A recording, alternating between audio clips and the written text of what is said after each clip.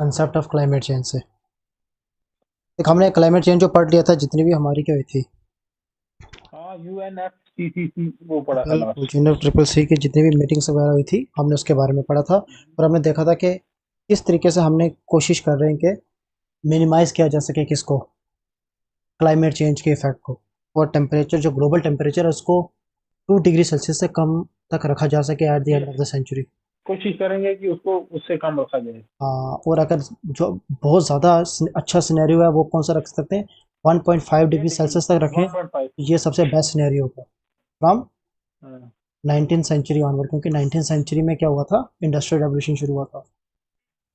हाँ, industrial revolution के उस टाइम जितना टेम्परेचर था, एवरेज टेम्परेचर, उससे ना 1.5 डिग्री सेल्सियस या 2 डिग्री सेल्सियस के आसपास हो, ज़्यादा ना हो। ठीक है, तभी हम क्या कर रहे हैं, हाँ, डिफरेंट डिफरेंट टाइप्स की हमने मीटिंग्स की सीओपी रखी, जिसमें हमने डिफरेंट टारगेट्स रखे नेशंस के लिए, और हमने बोला हाँ, कि आप क्या करो, हो सके तो जितना ज़्यादा ग्रीन हाउस गैसेस का कम यूज़ करो। तो अब आज हम ना डिफरेंट डिफरेंट उन्हीं गैसेस वगैरह की बात करेंगे, जो ग्रीन हाउस गैसेस हैं, जो ओजोन के बारे में बात करेंगे, ओजोन की जो डिप्लीशन हुई है उसके लिए कौन कौन से नए प्रोटोकॉल्स वगैरह आए हुए हैं।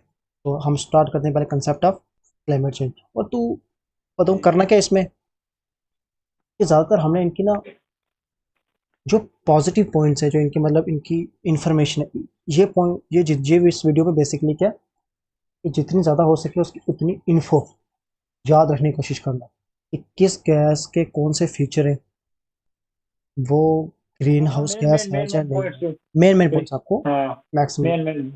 याद हाँ, रखने पड़ेंगे इसमें।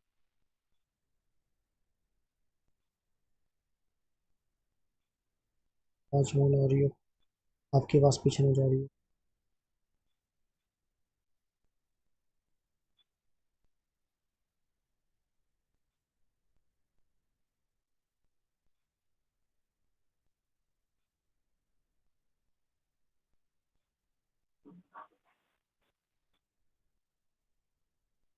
तो फिर चलो शुरू करते हैं। ठीक है, अब देखो क्या बोल लिखा हुआ है, the balance between the incoming energy from the sun and the outgoing energy from the sun ultimately drives our climate. क्योंकि मैंने आपको बताया था कि जिसे हम कहते हैं हीट बजट, हाँ, हीट बजट क्या होता है कि incoming rays must be equal to outgoing rays. और इसमें हम माइनस क्या कर देते हैं, कि जितनी अच्छा। एनर्जी हम कंज्यूम करते हैं, जैसे प्लांट ने कंज्यूम कर ली, ठीक है, खाना हाँ, प्रिपेयर करने के लिए उसको हम माइनस कर लेते हैं। अब वही उसी चीज़ पे डिपेंड करता है कि हमारा क्लाइमेट कैसा होगा। क्यों? क्योंकि अगर इनकमिंग रेस ज़्यादा है और आउट गोइंग रेस वो कम है, इनकमिंग में से माइनस करेंगे ना, वो इनकमिंग में से माइनस होंगी ना। बिल्कुल इनकमिंग से माइनस होंगी। लेकिन अगर इनकमिंग ज़्यादा हो जाती है over the period of time और आउटगोइंग कम बाहर जा रही है, तो क्या हो जाएगा कि क्लाइमेट, हाँ, हमारा टेम्परेचर बढ़ना शुरू हो जाएगा। उतना ज़्यादा हमारा क्या हो जाएगा, अर्थ का टेम्परेचर हो जाएगा। जितना ज़्यादा टेम्परेचर हो जाएगा उतनी ज़्यादा, अब पोलर जो हमारे आइस कैप्स हैं वो उतने पिघलने शुरू हो जाएंगे, उतना ज़्यादा सी का टेम्परेचर, सी का लेवल बढ़ जाएगा। ठीक है, जिस जगह में पहले हाँ, ड्रॉट होता था वहाँ पे फ्लड आने शुरू हो जाएंगे, किसी जगह फ्लड आता, क्योंकि अर्थ का एक तरीके से मान लो कि क्लाइमेट काफ़ी ज़्यादा चेंज हो जाएगा। और सेम केस कैसा होगा, हाँ, अगर इनकमिंग रेस जो आ रही हैं वो कम है, ठीक है, एज़ हाँ, कम्पेयर टू, या अगर ये ज़्यादा बार किसी इफेक्ट से ज़्यादा बाहर जानी शुरू होगी, जैसे कि अर्थ में मैंने आपको बताया था कि 5 मास एक्सटेंशन हो चुकी हैं और ये 6th मास हाँ, एक्सटेंशन चल रही है। जो 3rd मास एक्सटेंशन थी ना, उसका नाम क्या था, परमियन। हाँ, हाँ, परमियन इसका नाम था। ठीक है, बेसिकली इसमें ना 95% ऑफ द लाइफ तबाह हो गई थी। अब 95% ऑफ तबाह कैसे हुई थी, वॉल्केनिक eruption की वजह से। जब वॉल्केनिक eruption हुआ था तो क्या हुआ, कि वॉल्केनो ने क्या किया, कि इतनी ज़्यादा अमाउंट में उसने डस्ट पार्टिकल रिलीज़ किए, कहाँ पे, एटमॉस्फेयर में। इतने ज़्यादा डस्ट एटमॉस्फेयर किए कि हमारा पूरा अर्थ का जो एटमॉस्फेयर है ना, ऊपर वाला पोर्शन, वो पूरा डस्ट से भर चुका था। अब डस्ट से ऊपर वाला पोर्शन भर चुका है, तो जो हमारी सन रेज है, सपोज एटमॉस्फेयर हो गया हमारा, यहाँ से सन रेज आ रही हैं, इससे रिफ्लेक्ट करके बाहर चली जा रही है। अब अंदर नहीं आ पा रही है इतनी ज़्यादा। इसका मतलब क्या हुआ, इनकमिंग जितनी अंदर रहनी चाहिए इतनी रह नहीं रही है और वापस बाहर ज़्यादा चली जा रही है। जिसकी वजह से क्या हो गया, कि जो हमारा टेम्परेचर था कौन सा वाला, नीचे वाला, यार म्यूट करके म्यूट कर लो एक मिनट। ठीक है, एक मिनट रुकना यार, साउंड को कुछ हो गया। मेरी तरफ से कोई प्रॉब्लम होगी। कोई नहीं देख लो।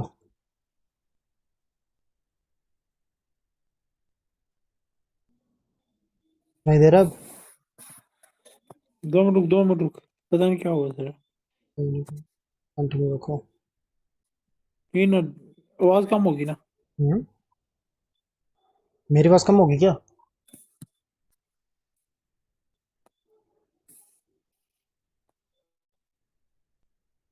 हाँ बोल बोल। चलो ठीक है। जो हाँ आगे। बाहर से आ रही थी क्या, सन रेज आ रही थी और यहीं से रिफ्लेक्ट होकर बाहर चली गई, एटमॉस्फेयर के अंदर पहुंच नहीं पाई। क्यों नहीं पहुंच पाई? क्योंकि यहाँ पे जो पार्टिकल्स थे, डस्ट पार्टिकल्स, पॉल्यूशन पार्टिकल, वहीं से बाहर से रिफ्लेक्ट करती इसको। इतने ज़्यादा डार्क, इतने ज़्यादा घने थे, इतने ज़्यादा अमाउंट में थे कि बाहर से कर दिया। तो नीचे एक आइस एज आ गई। मतलब क्या कि समुंदर तक बर्फ से बन गए, ऊपर वालों की लेयर्स बर्फ बन गए वो एक हाँ तरीके से। ठीक है। इसका मतलब क्या हुआ कि जब इनकमिंग रेस कम हो जाएंगी, उससे भी इफेक्ट पड़ेगा। आउटगोइंग और आउटगोइंग रेस होंगी अगर, तो वो कम हो जाएंगी, उससे फर्क पड़ेगा। सिर्फ डिपेंड। आउटगोइंग रेज कम होंगी तो फिर मेंस उससे ज्यादा वो कर हाँ, दिया, उसमें फिल्टर ज्यादा हो गया, टेम्परेचर फिर ज़्यादा हो होगा जाएगा। ज्यादा। बिल्कुल। और जब टेम्परेचर हाँ ज़्यादा होगा तब क्लाइमेट चेंज हो रही है। अब क्लाइम ना बाहर ज़्यादा जाने का रीज़न क्या है, वो लास्ट टाइम जो मैंने आपको बताया था क्या, कि जहाँ से आ रही है हाँ क्या, शॉर्ट वेव्स, और यहाँ से लॉन्ग वेव्स आ रही है। और लॉन्ग वेव जो हैं उनकी फ्रिक्वेंसी कम होती है, इसलिए उनको क्या, कोई भी पार्टिकल ना वापस रिफ्लेक्ट बैक करा सकता है अर्थ में। और obvious सी बात है, अगर रिफ्लेक्ट बैक करा के उनको वापस अर्थ सरफेस में भेज रहा है, तो ऑटोमेटिकली अर्थ का सरफेस इंक्रीज हो जाएगा। क्योंकि हीट बजट को उसने क्या कर दिया, थोड़ा चेंज कर दिया उसको। ज़्यादा अर्थ में रहनी शुरू हो गई कौन सी, जो हमारी क्या बोलते हैं, सोलर रेडिएशन थी, जो रेडिएशन थी। ठीक है। अब देखो, the energy balance is govern by the first law of thermodynamics, known as law of conservation of energy. Law of conservation energy क्या होती है?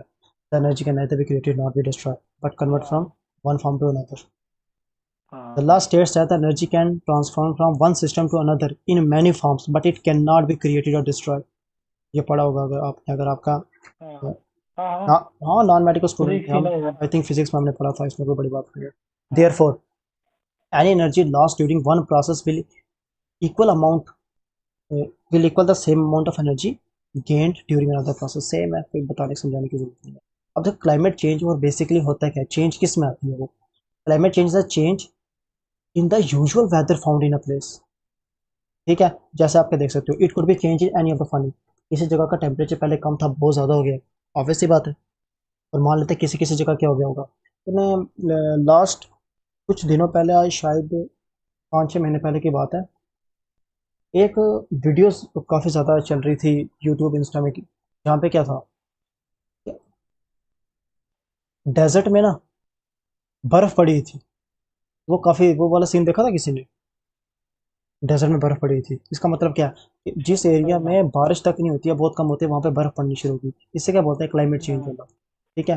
हाँ प्रेशर, प्रेशर ऑब्वियस सी बात है कि अगर किसी एक एरिया में पहले ठंड ज़्यादा होती थी, -20 डिग्री सेल्सियस होता, पर यही -20 से -10 डिग्री हो गया, मतलब टेम्परेचर इंक्रीज़ हुआ। जब टेम्परेचर इंक्रीज हुआ तो ऑब्वियसली बात है, उतना ही कम, ज़्यादा प्रेशर, ओ सॉरी, कम प्रेशर हो जाएगा। क्यों? क्योंकि प्रेशर डिपेंड करता है किस पे, टेम्परेचर पे। हाँ डायरेक्टली प्रोपोर्शनल दिया है। बिल्कुल। इनवर्सली प्रोपोर्शनल है टेम्परेचर बिल्कुल। में। बिल्कुल, टेम्परेचर क्या, इन्वर्सली रिलेटेड टू प्रेशर। इसलिए अगर एक चीज़ बढ़ती है दूसरी कम होगी। अगर टेम्परेचर में चेंज आ रहा है तो प्रेशर भी चेंज होगा। ह्यूमिडिटी, बिल्कुल। ह्यूमिडिटी में फ़र्क पड़ेगा। ह्यूमिडिटी में कैसे फ़र्क हाँ पड़ेगा? अगर हमारा टेम्परेचर ज़्यादा है तो उतनी ज़्यादा हम ह्यूमिडिटी अगर एग्जिस्ट करेगी वहाँ पे, अगर पानी का सोर्स है तो उतनी ज़्यादा ह्यूमिडिटी और इंक्रीज हो जाएगी।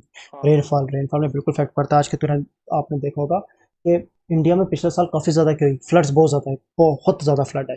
और इन दिनों भी आई थिंक बहुत ज़्यादा फ्लड्स है। कब उसका रीज़न किस भी क्या, हाँ। Climate change.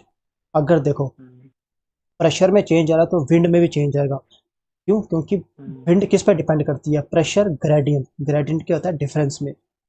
ठीक है। हाँ अगर प्रेशर। पहले एक जगह प्रेशर था, मान लेते 20 और एक जगह 10 था, अब वही चेंज होके 30 और 15 हो गया, तो कितना चेंज आया, 5 का डिफरेंस आया। तो ऑब्वियसली बात क्या है, यहाँ पे ज़्यादा इंटेंस विंड चलेंगे ऐसा क्लाइमेट क्योंकि चेंज। यहाँ, क्योंकि जितना ज़्यादा ग्रेडियंट होता है उतना ज़्यादा विंड की इंटेंसिटी इंक्रीज होती है। ये ज्योग्राफी का कंसेप्ट है, ये आपने पढ़ा ही होगा शायद।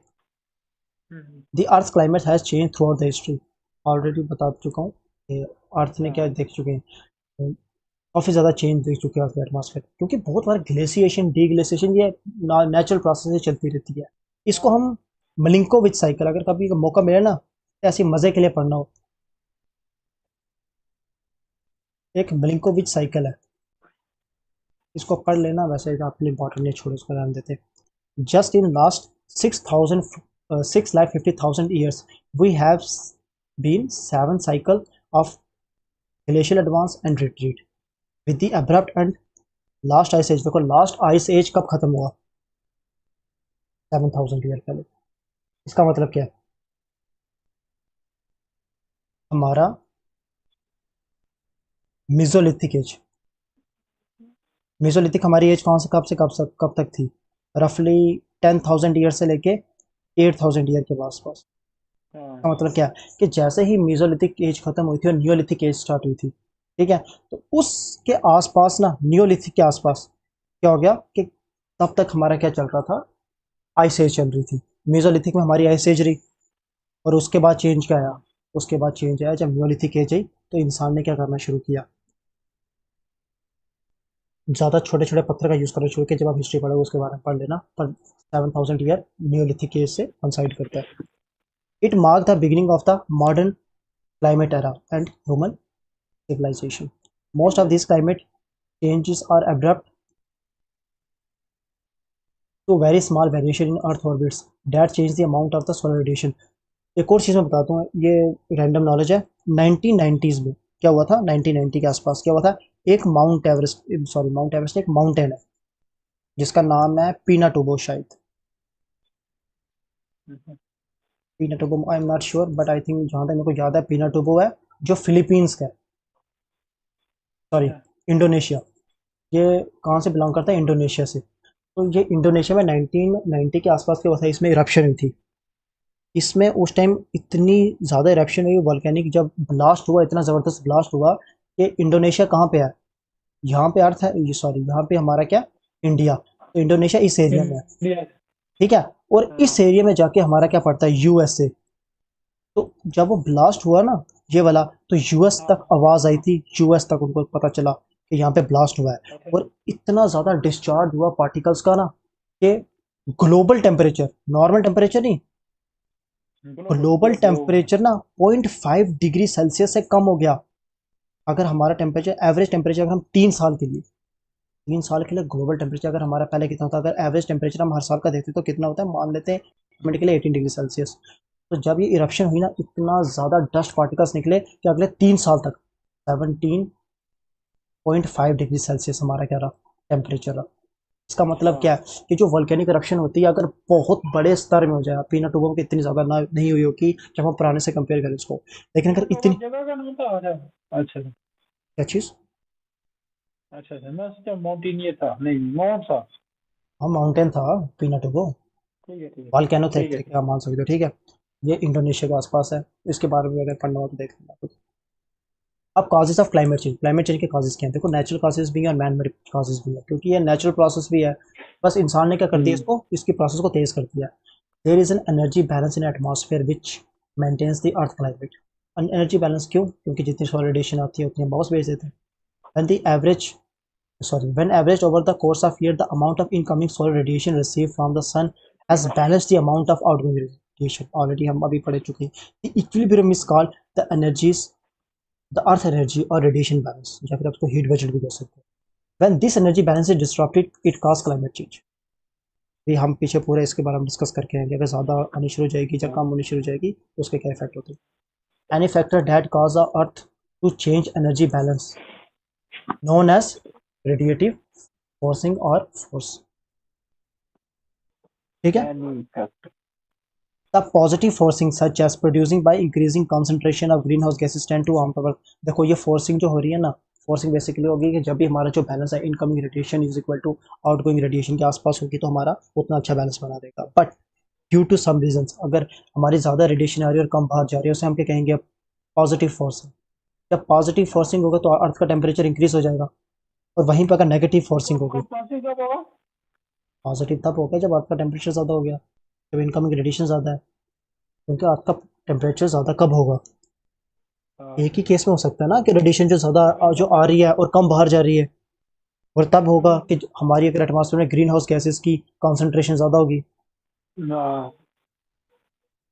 ठीक है। The negative forcing such as the period by airborne particle reflect the solar energy. अभी मैंने क्या बताया कि जो परमियन, जो हमारी क्या हुई थी मास एक्सटेंशन हुई थी लगभग 250 मिलियन ईयर अगो, उसमें कितनी 95% ऑफ द लाइफ तबाह हो गई थी। वो क्या हुआ था बेसिकली, जब इरप्शन इतनी ज़्यादा हुई, डस्ट पार्टिकल इतने ज़्यादा डिस्चार्ज हुए, उसकी वजह से हुआ ना, क्या हो गया कि डस्ट क्लाउड बन गए। जब डस्ट क्लाउड बन गए, इतने घने क्लाउड थे कि अगर हमारा ये सरफेस है तो इधर ये पूरा क्या है, डस्ट क्लाउड है।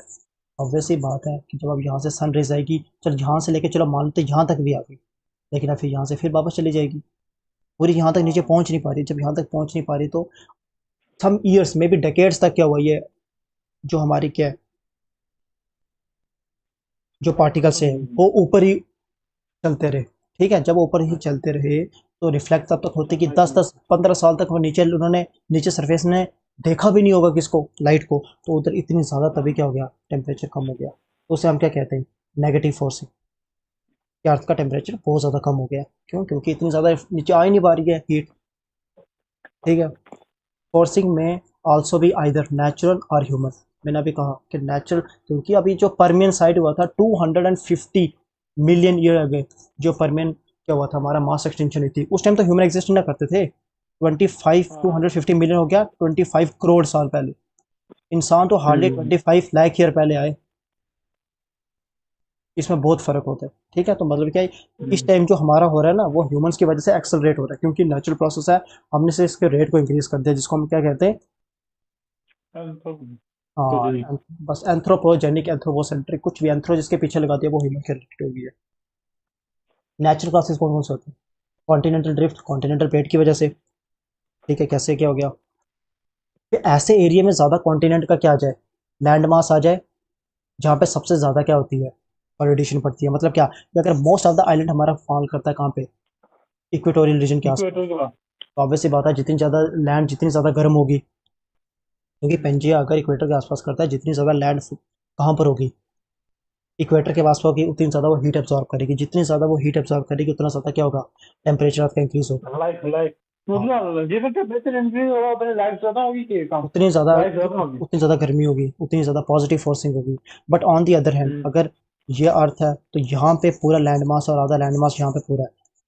इस एरिया में इतना लैंड ही नहीं है, तो इसका मतलब क्या है कि ये पूरा का पूरा लैंड क्या होगा, कवर होगा किससे, स्नो से, क्योंकि ये ठंडा ठंडा रहेगा। पोलर एरिया में एग्जिस्ट करता है, तो उसकी वजह से फिर क्लाइमेट चेंज आ गया। सन स्पॉट और सोलर साइकिल, ये देखो, मुझे नहीं लगता याद रखने की जरूरत है आपको, लेकिन एक सोलर साइकिल 11 ईयर की होती है। आपको याद रखने की जरूरत नहीं है, बट ऐसी फैक्चुअल नॉलेज है। सन स्पॉट क्या होता है? सन स्पॉट होता है कि जब ना सन में ना कोई एरिया उसके सरफेस में काफ़ी क्या हो जाए, सपोज ये सन है, तो उसके सरफेस में ना अगर किसी एक एरिया का टेम्परेचर कम हो एज कम्पेयर टू उसके एडजेसेंट एरिया की, तो उसको हम क्या कहते हैं, सन स्पॉट। ठीक है। सन स्पॉट के भरने की वजह से भी क्लाइमेट चेंज होता है। क्यों? क्योंकि कभी कभी क्या हो सकता है कि सन स्पॉट अर्थ के सामने आ गया, तो इस एरिया से अब उतनी रेडिएशन आ नहीं रही है अर्थ के पास जितनी पहले आती थी, तो जिसकी वजह से क्या हुआ कि अब सन से ही कम रेडिएशन आ रही है, तो अर्थ तक कितनी ही पहुंचेगी। अगर अर्थ के पास कम पहुंचेगी तो ऑब्वियसली बात, आपका टेम्परेचर कम हो जाएगा, उसकी वजह से भी हो सकता है। ठीक है। वॉल्केनिक एक्टिविटी, अभी मैंने आपको बताया, माउंट पिनाटोबो जब 1990, इतनी पुरानी बात भी नहीं है, 1990 के आसपास हुआ था, तो 0.5 degree Celsius average temperature world का कम हो गया था फॉर द 3 ईयर्स। छोटी मोटी बात नहीं है, 3 साल के लिए उसने कम कर दिया था। फॉरेस्ट फायर सेम प्रोसीजर है, बस वॉल्केनो की जगह फॉरेस्ट फायर लगाते हैं। क्यों? क्योंकि जब वो फॉरेस्ट फायर क्या करते हैं, क्या होती है तो वो भी क्या करती है, डिस्चार्ज करती है किसको, एशिस वगैरह को, कार्बन डाइऑक्साइड इतनी ज़्यादा रिलीज करती है। और कार्बन डाइऑक्साइड हाँ क्या हाँ ग्रीन हाउस गैस है या नहीं है? हाँ। बिल्कुल है। इसलिए क्या, ये भी एक नेचुरल कॉज है। अर्थ का टिल्ट, अभी जो मैंने नाम नहीं लिया था, मिलिंकोविच। हम्म। मिलिंकोविच बेसिकली एक सिंपल सी बात बोलता है कि 22.4 डिग्री से लेके ना 24.7 डिग्री के आसपास क्या होता है, हमारी अर्थ टिल्ट करती रहती है। इस टाइम हमारी 23.5 डिग्री पे है ना, हमारी अर्थ जिसने टिल्ट किया हुआ है। हम्म। ठीक है, हमारी अर्थ टिल्ट की हुई है, आपको पता होना चाहिए, ज्योग्राफी आपने पढ़ी है। हाँ हाँ, वो तो पता है। मिलिंकोविच ने क्या बोला है कि एटलीस्ट 40 से 45 थाउजेंड ईयर के बीच ना ये साइकिल हमारी क्या करती है, अर्थ 24 मैक्सिमम इतनी टिल्ट होती है, और मिनिमम इतनी, सॉरी, हाँ, मिनिमम इतनी टिल्ट होती है और मैक्सिमम इतनी टिल्ट होती है। इसी के बीच में सर्कल खाती रहती है। जब लट्टू तूने कभी लट्टू घुमाया हुआ है, तो जब वो गिरने वाला होता है, हाँ मतलब स्पीड कम हो जाती है, तो ऊपर वाला पोर्शन भी नहीं, तो हाँ ऐसे ऊपर वाला पोर्शन बिल्कुल सीधा रहता है, लेकिन जब रुकने वाला होता है तो हाँ, आधा उसका इस तरफ ही झूलता है, इस तरफ ही झूलता है, वैसे वो इन दो के दोनों बीच तरफ। झूलती रहती है। इसकी वजह से भी क्या होता है, हम्म, क्लाइमेट चेंज होता है। कॉमर्स एंड मेट्रोइड्स, देख कॉमन एंड मेट्रोइड ऑब्वियसली बात है, अगर डेवोनियन डेवोनियन एज जो सेकंड मास एक्सटिंक्शन हुई थी, क्यों हुई थी, क्योंकि अर्थ में एक मेट्रॉइड आके गिर गया था। जब अर्थ में एक मेट्रॉइड आके गिरता है तो वो क्या करता है, बेसिकली डिपेंड करता है कि उसका कितना लेंथ है। जो आई थिंक डेवोनियन एज में आया था, उसकी लेंथ थी 10 किलोमीटर के आसपास, ठीक है। हम्म। 10 किलोमीटर का एस्टेरॉइड आके गिरा था ना, तो जब वो गिरा उसने इतना बड़ा ब्लास्ट किया कि उसने, जैसे वॉल्केनिक eruption, वोल्केनिक eruption की बराबर। बिल्कुल जैसे कोई, बराबर। बिल्कुल जब कोई ब्लास्ट करता है, एटम बम हम ब्लास्ट करते हैं धूल या कुछ उड़ती है, ब्लास्ट करते धूल हैं, उड़ती है। उससे भी धूल उड़ती है। जब धूल उठेगी उसके धूल पार्टिकल्स ऊपर जाएंगे, जब उसके पार्टिकल ऊपर जाएंगे सेम प्रोसीजर वॉल्केनिक वाला, क्या अर्थ के सरफेस को कवर कर देंगे। जब अर्थ के सरफेस को कवर कर देंगे उतनी ज़्यादा रेडिएशन नीचे नहीं आएगी, जब रेडिएशन नीचे नहीं आएगी उसकी वजह से क्या होने वाला है, टेम्परेचर कम हो क्लाइमेट जाएगा, चेंज। ऑटोमेटिकली कम हो जाएगा। या मैं ऑलरेडी अभी बता चुका हूँ, मुझे नहीं लगता कि बताने की जरूरत पड़ेगी आपको। सनस्पॉट लेकिन ऑलरेडी, टेम्परेचर कम होने से ज्यादा खतरा है या बढ़ने से ज्यादा खतरा है? दोनों से दोनों से ही खतरा, ज्यादा खतरा है। दोनों से खतरा। अर्थ को टेम्परेचर बढ़ेगा तभी खतरा है, कम होगा तभी खतरा है। बेशक कोई प्रॉब्लम नहीं जानते, ठीक है। फिर sun spot and sun sun already अभी तक पढ़ा चुका हूँ क्या, बेसिकली हाँ। कभी कभी सन स्पॉट वगैरह आ गया, उसकी वजह से भी क्या होता है चेंज। आपको इतना ज़्यादा डीप जाने की जरूरत नहीं है, सिर्फ नाम पता होना चाहिए, सन स्पॉट सन साइकिल की वजह से भी। कभी आपको बोले कि बताओ सन स्पॉट जो है या सन साइकिल है उसकी वजह से क्लाइमेट चेंज होता है, आप बोलो नहीं यार क्लाइमेट चेंज तो इंसान करते हैं, और नीचे ऑप्शन है तो आप ये टिक करके आ जाओ, ये ऑप्शन तो नहीं हो सकता। अभी दिमाग में रखना कि सन स्पॉट और सन साइकिल थोड़ा डेप्थ में जाने की जरूरत नहीं है। वॉल्केनिक, हाँ देखना, ये देखो बिल्कुल माउंट पिनाटोबो ही है, और सॉरी इंडोनेशिया का नहीं, फिलीपींस का ही था, अलग है ठीक था। अच्छा। माउंट पिनाटोबो जो फिलीपींस का था ना, 1991 में हुआ था। उसने क्या किया था, ग्लोबल टेम्परेचर क्या कर दिया था, 0.5 डिग्री सेल्सियस पाँच कर दिया था, पॉइंट। ठीक है, 3 साल के लिए। ये काफ़ी ज़्यादा अच्छी इन्फॉर्मेशन, अगर आप याद रख सको तो बोल दो, लिखना लिखना नहीं। कोई बात नहीं, नहीं नोट्स में सेंड कर दूंगा, नहीं यार, नोट्स में पढ़ना पसंद नहीं कुछ। कोई बात नहीं। नहीं मतलब उससे मेरे को फोन से पढ़ना नहीं होता है। कोई नहीं, यूट्यूब जहाँ के से अलावा। जहाँ से पढ़ना हो रहा है वहीं से बोलो कोई। हाँ। ठीक हो गया। चलो, फॉरेस्ट फायर अभी बात की हमने, ठीक है, क्योंकि तो उस, मैंने जब आपको कार्बन साइकिल पढ़ा था, कार्बन साइकिल में क्या था कि कितनी ज़्यादा जो कार्बन है वो स्टोर करके रखी है किसने, प्लांट्स हैं। जब वो जलेंगे तो कार्बन डाइऑक्साइड फिर रिलीज हो जाएगी एटमॉस्फेयर में, वो एटमॉस्फेयर में रिलीज हो जाएगी तो क्या होगा, green house green gas house बढ़ेगी। गैसेज बढ़ेंगे। अभी हमने मेट्रॉइड्स और कॉमेंट्स की बात की, ठीक है। हम्म। एंथ्रोपोजेनिक, एंथ्रोपोजेनिक कॉजेज क्या होते हैं, अब जो ह्यूमन इंड्यूस्ड कॉजेज है, ठीक है। The most important anthropogenic cause for the climate change is attribute to global warming tenth observe since 20 mid 20 century में उन्होंने उसको ऑब्जर्व करना शुरू किया। उससे पहले उनको लगता था कि नहीं, अर्थ के पास अनलिमिटेड रिसोर्स है, जो मर्जी यूज़ करो, वापस ग्रो आउट हो जाएंगे, कोई प्रॉब्लम नहीं है, जितना मर्जी गंदगी फैलाओ कोई फर्क नहीं पड़ता, अर्थ का मैकेनिज्म बहुत स्ट्रॉन्ग है। लेकिन उसके बाद उनको लगा कि नहीं, एक लिमिट तक अर्थ क्या कर सकती है, अपने आप को वापस ठीक कर सकती है, जो प्रॉब्लम्स आ रही हैं उसको करेक्ट कर सकती है, जिसको हम क्या कहते हैं, होम्योस्टैसी। होम्योस्टैसी क्या होता है कि वापस सेम कंडीशन में आ जाना। बट अगर आप वो थ्रेश होल्ड क्रॉस करते हो तो आपको कॉन्सिक्वेंसेज फेस करने पड़ेंगे। According to most climate scientist, the chief cause of the current global warming is the increasing of green house effect. नहीं वो क्या बोला था, होम्यो क्या चीज होती है? होम्योस्टैटिक कुछ नहीं है, होम्योस्टैटिक एक वर्ड होता है, हम्म। मतलब क्या है कि कंडीशन को क्या करना, वापस सेम पोजीशन पे लेके आना जैसे वो पहले थी।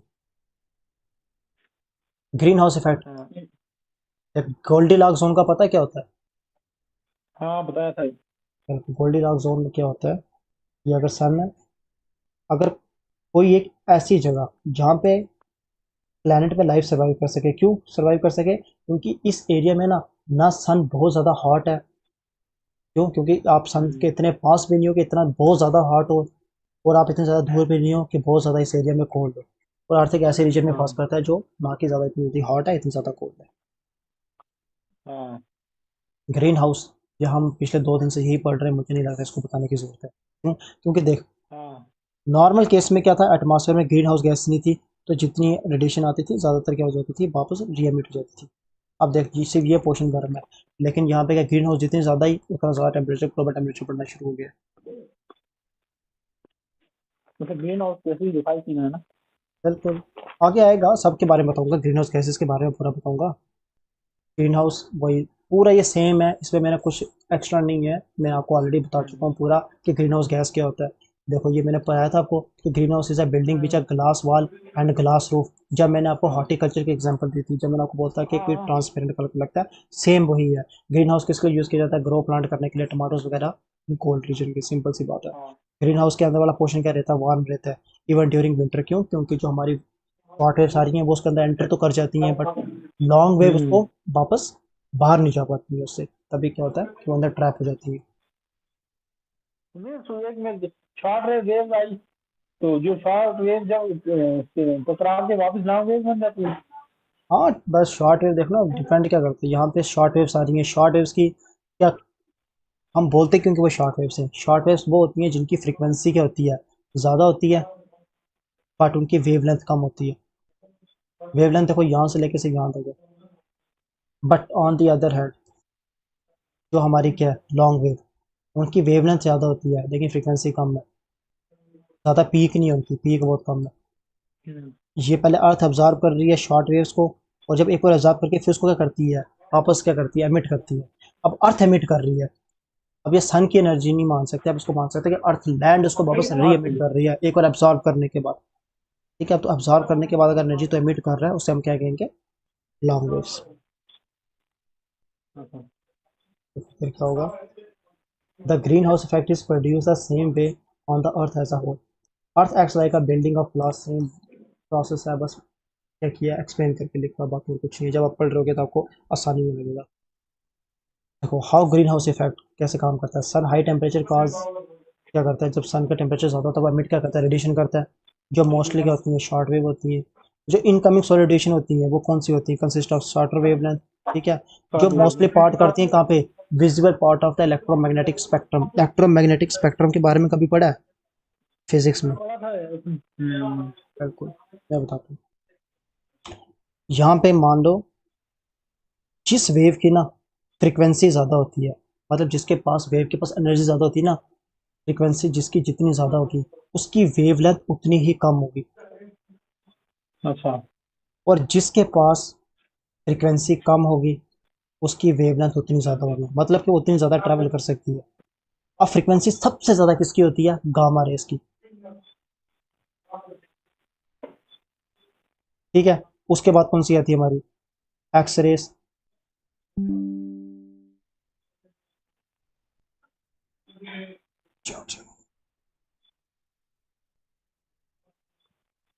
ठीक है, हम्म।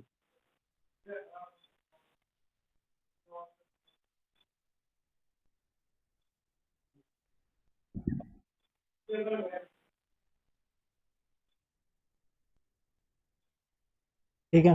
अब क्या था? गामा रेस थी और दूसरी एक्स रेस आ गई। इसका मतलब क्या है कि जैसे मैं आगे आगे बढ़ता जा रहा हूँ ना, तो फ्रीक्वेंसी क्या होती जा रही है? कम होती जा रही है, कम लेकिन होती जा रही है, वेवलेंथ वेवलेंथ बढ़ती जा दिक्कत। रही है।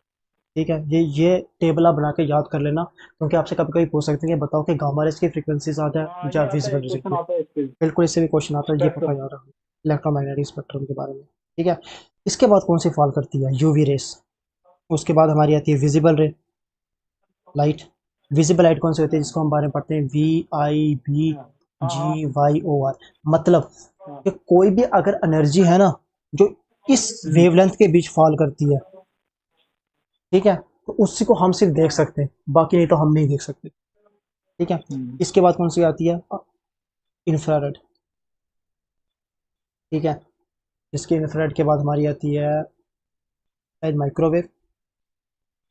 तो फिर लास्ट में हमारी कौन सी होती है? Radio wave. तो इसका मतलब क्या है कि रेडियो वेव की ना सबसे ज़्यादा वेवलेंथ है, but at the same time की फ्रीक्वेंसी सबसे कम है, उसके पास एनर्जी सबसे कम है। और गामा रेस हमारी हमारे काम की चीज क्या होती है? फ्रिक्वेंसी ज्यादा काम की चीज है या दोनों अपनी वेवलेंथ?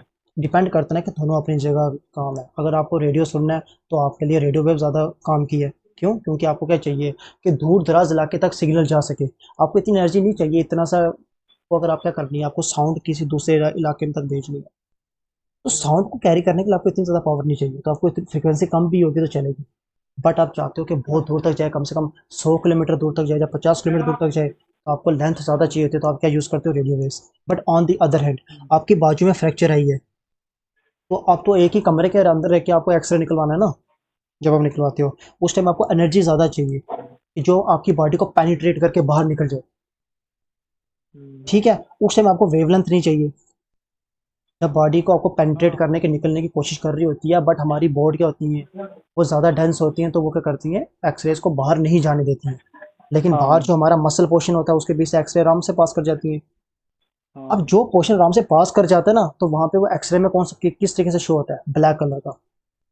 क्योंकि एक एक्सरे की अगर आपने स्टार्टिंग में कॉइल देखी होगी, तो वो होगी बिल्कुल जैसे हमारे हाँ ब्लैक वाइट कलर कलर की। टाइप की, वाइट कलर टाइप की, ठीक है। अच्छा व्हाइट कलर पर होती है। हाँ, वाइट कलर की होती है। पर जैसे ही हाँ एक्सरेज हम कराते हैं, तो एक्सरे को क्या करते हैं, उसके बम्बार्ड कराते हैं, तो हमारा हाथ वाला वाइट क्यों दिखता है पोर्शन, क्योंकि उस पोर्शन से ना पास नहीं हो पाती है क्या एक्सरे। वैसे ही जो हमारी गामा रेज आती है, गामा रेज की पेनिट्रेटिव पावर इतनी ज़्यादा है कि अगर आप ना कम से कम 30 अगर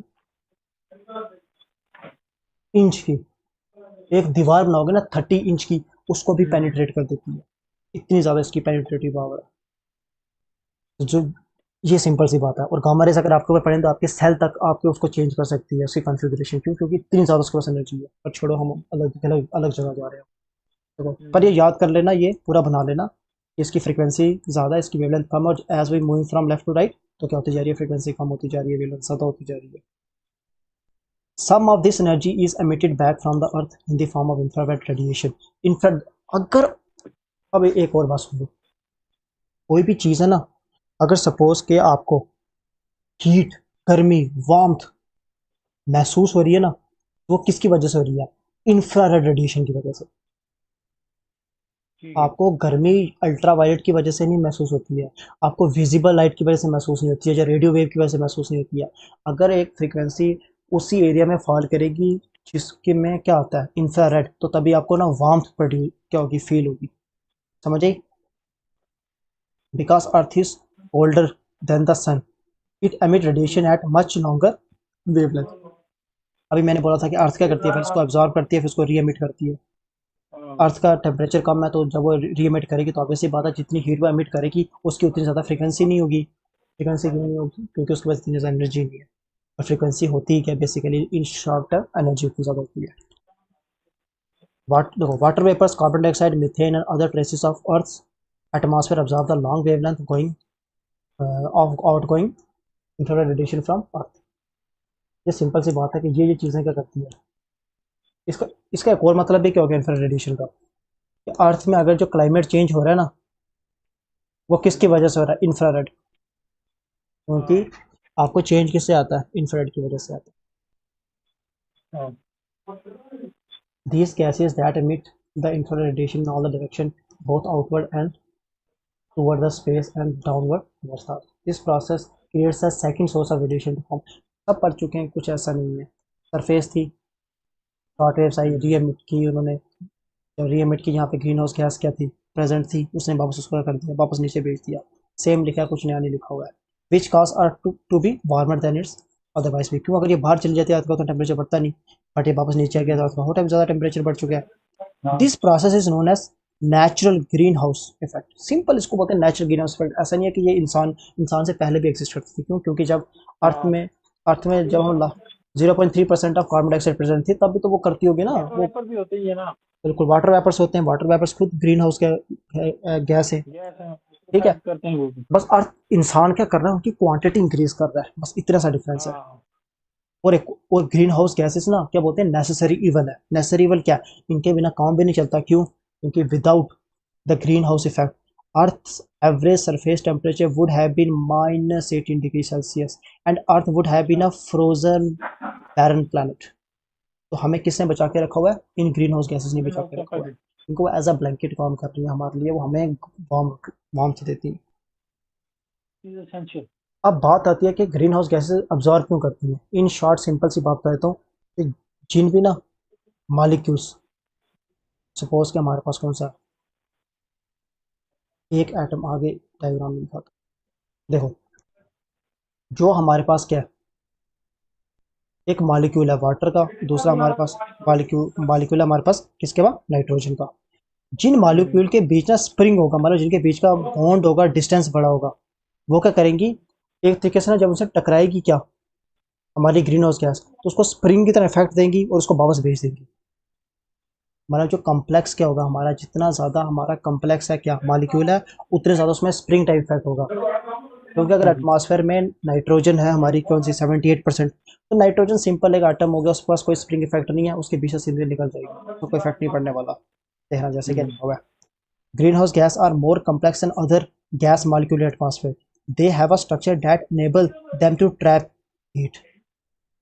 There are several different type of greenhouse gases. The major ones are carbon dioxide, water vapors, nitrous oxide, छोड़ो इसको। देखो, the atoms are held together loosely. जो कोई भी अगर एटम है ना, सपोज के H2O, का मतलब क्या है कि हाइड्रोजन के साथ ऑक्सीजन के साथ दो हाइड्रोजन के बॉन्ड है, तो ये बॉन्ड ना काफी लूजली पैक्ड है। कोई भी चीज अगर लूजली पैक्ड होगी तो ऑब्वियसली बात है उसमें थोड़ा स्प्रिंग टाइप इफेक्ट होगा। क्यों? क्योंकि अगर वो एक दूसरे से लूज है तो कनेक्ट जब होंगे, एक सपोज ये क्या लिखा हुआ है, ओ H2O वाटर है या नहीं है ये कम्प्लेक्स क्या है थोड़ा सा मॉलिक्यूल है। तो जब ना इनसे टकराएगी क्या रेडिएशन, जो लॉन्ग वेव है, तो ये क्या करेगा, एक तरीके से उसको आने देगा अपने पास, स्प्रिंग की तरह स्ट्रेच होगा, और स्ट्रेच होगा उसको फिर वापस धकेल देगा अर्थ की तरफ। ये सिर्फ ऐसे मॉलिक्यूल क्या कर सकते हैं, green house gases effect create कर, स्ट्रेचिंग पावर। जिनके पास पावर है उनको वापस वापस भेजने की। ठीक है, eventually the vibrating molecule releases a radiation. This will likely be absorbed by another greenhouse molecule. This process keep heat near the earth surface. Most of the gas in the atmosphere is nitrogen. देखो nitrogen oxygen है, क्यों? क्योंकि nitrogen 78% present है, 21% oxygen है। और जो वो दोनों के पास क्या है, सिर्फ दो दो एटम है। नाइट्रोजन क्या होती है N2, ऑक्सीजन क्या होगी O2। O2 ये बस सिंपल, इनके बीच कोई इतना ज़्यादा वो नहीं है, इनके बीच क्या नहीं है, इतना ज़्यादा फ्लेक्सिबिलिटी नहीं है। हाँ, नहीं है, नहीं है। इसके भी इतना इफेक्ट नहीं है जिसकी वजह से वो वापस रिफ्लेक्ट करके भेजती है, पर ग्रीन हाउस गैसेस क्या करती है, उनको वापस भेजती अच्छा, है। तीन वाली जो होती है उनमें स्ट्रेस ज्यादा होता है, CO2 हो गया, हाँ, HO2 हो गया, उससे ज्यादा होगी। तो बिल्कुल बिल्कुल जितना कम्प्लेक्स मॉलिक्यूल हो उतनी ज्यादा स्पेसिंग होगी। बिल्कुल, जितना कम्प्लेक्स मॉलिक्यूल उतनी ज़्यादा उसमें से वापस उसको भेजने की नीचे क्षमता होगी। The atom in these molecules are bound together tightly and unable to vibrate, so they can not absorb heat and continue the green house effect. देख, ये आप बना लेना ये, क्योंकि पता होना चाहिए ना कि जो हमारा ग्रीन हाउस गैसेस है वो उनमें कंट्रीब्यूशन ग्रीन हाउस में ज़्यादा कौन कर रहा है। 60% ऑफ द जो ग्रीन हाउस इफेक्ट है ना किसकी वजह से आता है, कार्बन डाइऑक्साइड की देखो वजह तो से। एक मिनट, अभी ठीक है। ठीक है, 20% ऑफ द 20% कौन सा हो गया, मिथेन की वजह से। क्लोरोफ्लोरोकार्बन की वजह से कितना हो गया, 14%। और नाइट्रस ऑक्साइड की वजह से कितना हो गया, 6%। CS नहीं हो जाना कि ना, CS की वजह से हम्म, क्लोरो 14%। लिखा अच्छा, ना नाइट्रस 14%। ऑक्साइड की वजह से nitrous oxide, nitrogen, 30%। Nitrogen oxide नहीं है और नाइट्रोजन हाँ, डाइऑक्साइड नाइट्रस। नहीं है, ये अच्छा, नहीं है। नाइट्रस, ये दोनों जो है नाइट्रोजन ना, डाइऑक्साइड है। ये मैंने आपको उस दिन भी बताया था कि ये कूलिंग इफेक्ट क्रिएट करते हैं, ना कि green house effect. Green house effect क्या हो गया, किसी चीज़ का टेम्परेचर कम ज़्यादा करना, बट ये अच्छा, दोनों कूलिंग इफेक्ट क्रिएट करते हैं। तभी गलती से अगर कभी वो आप में ऑप्शन में डालते हैं तो आपको पता होना चाहिए।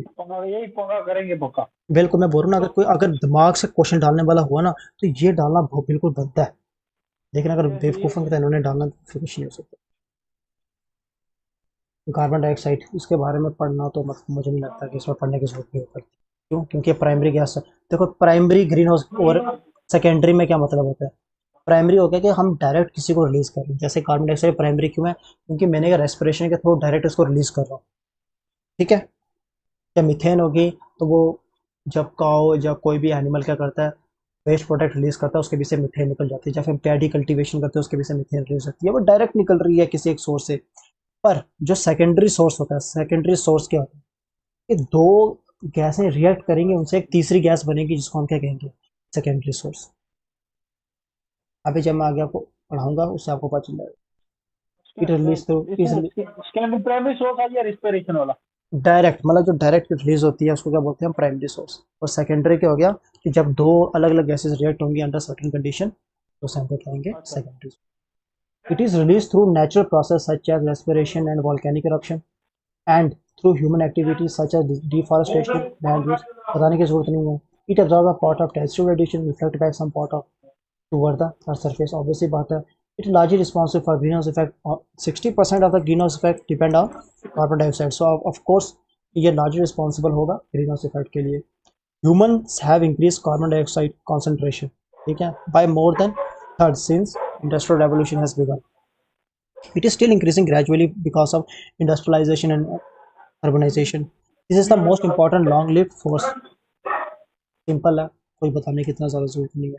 ओजोन, ओजोन हमारे लिए ना एक वरदान है। अगर वो कहाँ पे है, एटमॉस्फेयर में। नहीं एटमॉस्फेयर नहीं, स्ट्रेटोस्फेयर। स्ट्रेटोस्फेयर। अगर वो ट्रोपोस्फेयर में आ जाए नियर द अर्थ स्पेस तो वो क्या बन जाती है हमारे लिए, पॉइजन। वाह राम। ठीक है, इस चीज़ से क्या पता चलता है कि कोई भी चीज़ इसमें आपके लिए कहाँ जो बेनिफिशियल है या नहीं है, वो डिपेंड करता है कि आपको वहाँ उसकी प्रेजेंस कहाँ पर है। पोजीशन, बिल्कुल, पोजीशन कहाँ पर, दूसरी उसकी कौन सी होगी प्रेजेंस अगर कहाँ पर। ट्रोपोस्फेयर में आ जाए? अगर ट्रोपोस्फेयर में आ जाए ना, अगर तो उसको इनहेल करेगा ना, इनहेल करने से क्या होता है, जहर है वो। आपके लिए पॉइजनस होती है, ये काफ़ी ज़्यादा पॉइजनस होती है। इसका मतलब क्या है, ये आपके लिए कब तक बेनिफिशियल है, अगर ये स्ट्रेटोस्फेयर में जब तक लाई कर रही है, जब तक ये क्या कर रही है, अल्ट्रावायलेट रेस को डिफ्लेक्ट कर रही है। बट जैसे ही ये हमारी प्रेजेंस में आई, ये इसको क्या बोलते हैं हम, ये पॉइजनस बन जाती है। पढ़ते, ठीक है। Ozone is another important green house gas but it is in very small portion at surface, तो बहुत कम, इतना ज़्यादा क्वांटिटी में होती है, सरफेस में बहुत कम होती है।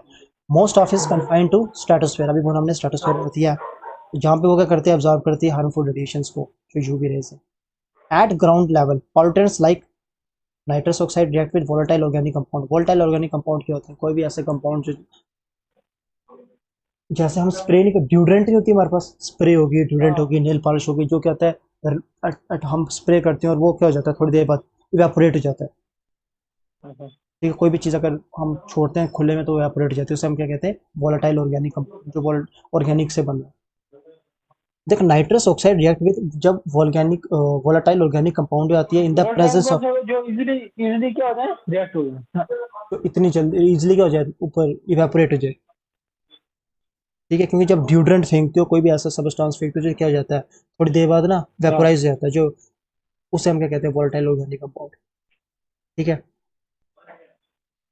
NO2 रिएक्ट विद वोलेटाइल, जब नाइट्रस ऑक्साइड रिएक्ट करता है वोलेटाइल ऑर्गेनिक कंपाउंड से in the presence of sunlight, क्या प्रोड्यूस करता है वो, ओजोन। इसका मतलब क्या हुआ, सेकेंडरी हुई या नहीं हुई ये पॉल्यूटेंट, हाँ। क्योंकि नाइट्रस ऑक्साइड ने वोलेटाइल ऑर्गेनिक कंपाउंड के साथ रिएक्ट किया in the presence of sunlight, तब जाके क्या प्रोड्यूस हुई, ओजोन। एक्चुअली तेरा ये ऊपर नहीं आ रहा, थले ही है वहाँ। क्या हो गया, चल हो गया ठीक है। वहाँ नीचे नहीं आ रहा। कुछ नहीं ठीक है। ठीक है बिल्कुल। फिट है। ओके कोई बात। ये सेकेंडरी हो गया, ये सेकेंडरी सोर्स। ठीक है, ये कौन सा सोर्स हो गया, सेकेंडरी सोर्स हो गया। क्यों, क्योंकि ये दो तीन कंपाउंड से, सॉरी, हम्म। कंपाउंड से मिलके बना हुआ है। हम्म। ठीक है, वाटर वेपर्स तो पता ही है, वाटर वेपर्स क्या होते हैं, जैसे हम अर्थ सरफेस ऊपर जाना शुरू करते हैं उनकी क्वांटिटी कम होना शुरू हो जाती है। Water vapour is also a variable gas in the atmosphere will decrease with an altitude, obviously बात है, जैसे ऊपर जाना शुरू करोगे उसके कॉन्सेंट्रेशन कम होनी शुरू हो जाती है। अब एक और बात याद रखना है कि ये इकलौती ग्रीन हाउस गैस है ना, जब हमारी शॉर्ट वेव्स आ नहीं रही होती हैं, मैंने एक बार आपको शॉर्ट वेव्स अच्छा। पढ़ाते हुए बोला था इसको कोई फर्क नहीं पड़ता, फिर बोला था कि हाँ वाटर वेपर्स को करती है, उसको लेके अभी भूल जाओ। अब वो एक्सेप्शन इसी जगह आ रही है क्या, कि ये इकलौती ग्रीन हाउस गैस है जो शॉर्ट वेव जब इनकमिंग सोलर रेडिएशन हो रही होती है ना, उससे भी क्या होता है, ग्रीन हाउस इफेक्ट क्रिएट करती है। क्यों, क्योंकि जब शॉर्ट वेव्स आती हैं तो अगर वाटर वेपर यहाँ प्रेजेंट है तो ये क्या करेगा, इसको रिफ्लेक्ट करने की कोशिश करेगा चारों डायरेक्शन में, समझो। हाँ।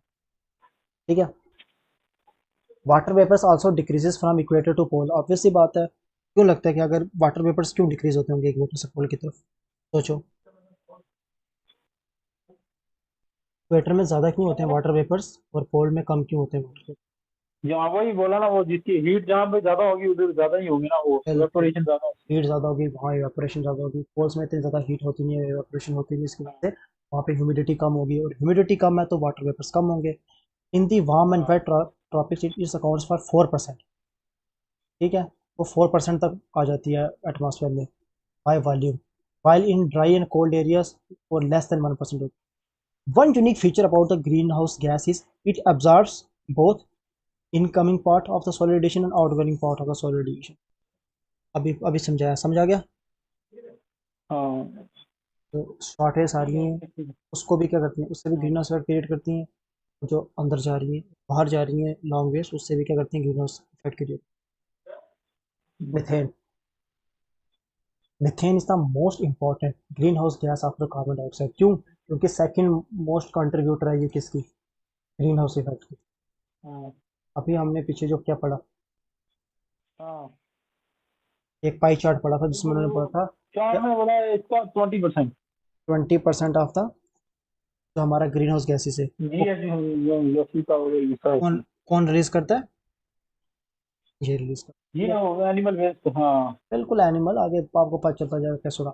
The emission of the gas can be restricted by using animal waste and biological matter to produce गोबर गैस। अब मैंने बोला कि ये मैक्सिमम कहाँ से निकलती है मीथेन वगैरह, जो वेस्ट ऑफ एनिमल होता है, जैसे काउ डंग हो गया, उनका यूरिन हो गया, या फिर हम पैडी कल्टीवेशन करते हैं। जब पैडी कल्टीवेशन क्या होगी कि जब हम राइस उगाते हैं तो जो वो कीचड़ की मल्चिंग नहीं करते हम, उसको कि मल्च करते रहते हैं चलाते रहते हैं, उसके बाद बैल चलाते रहते हैं। उसमें क्या होता है, थोड़ी थोड़ी देर बाद हम देखा होगा नीचे लैंड से ना जब पानी बिल्कुल क्लियर हो जाता है, उसके बाद पानी उस सरफेस के ऊपर अभी भी है तो नीचे से बबल्स निकलते रहते हैं छोटे छोटे उस एरिया से। हाँ। उस टाइम क्या निकल रही होती है वहाँ से, मिथेन निकल रही होती है। Hydrocarbon gas produce both through natural source and human activities. Human activity से निकलती है, नेचुरल सोर्स से भी निकलती है। ह्यूमन एक्टिविटी कौन सी होगी, पैडी के थ्रू। नेचुरल सोर्स कौन सा हो हाँ। गया कि कोई भी लिविंग ऑर्गेनिज्म जब वेस्ट प्रोडक्ट अपना रिलीज करता है तो उससे क्या निकलती है।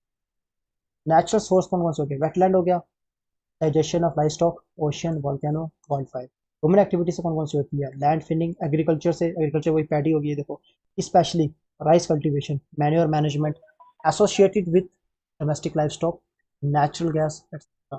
और ये ना जो मिथेन है, मिथेन के एक मालिक्यूल में इतनी एनर्जी है जितनी कार्बन डाइऑक्साइड के मालिक्यूल के 20 एलिमेंट हम क्या ले आए लेकर आ जाएं तो। इसका मतलब क्या है अच्छा। कि एक तरफ अगर टग ऑफ वार चल रही हो, मतलब रस्सा खींचने वाली, एक तरफ हम क्या रखें, हम्म, एक मिथेन का मालिक्यूल रखें, दूसरी तरफ हम 20 अगर कार्बन डाइऑक्साइड का रखें, तब जाके उनकी पावर सेम है।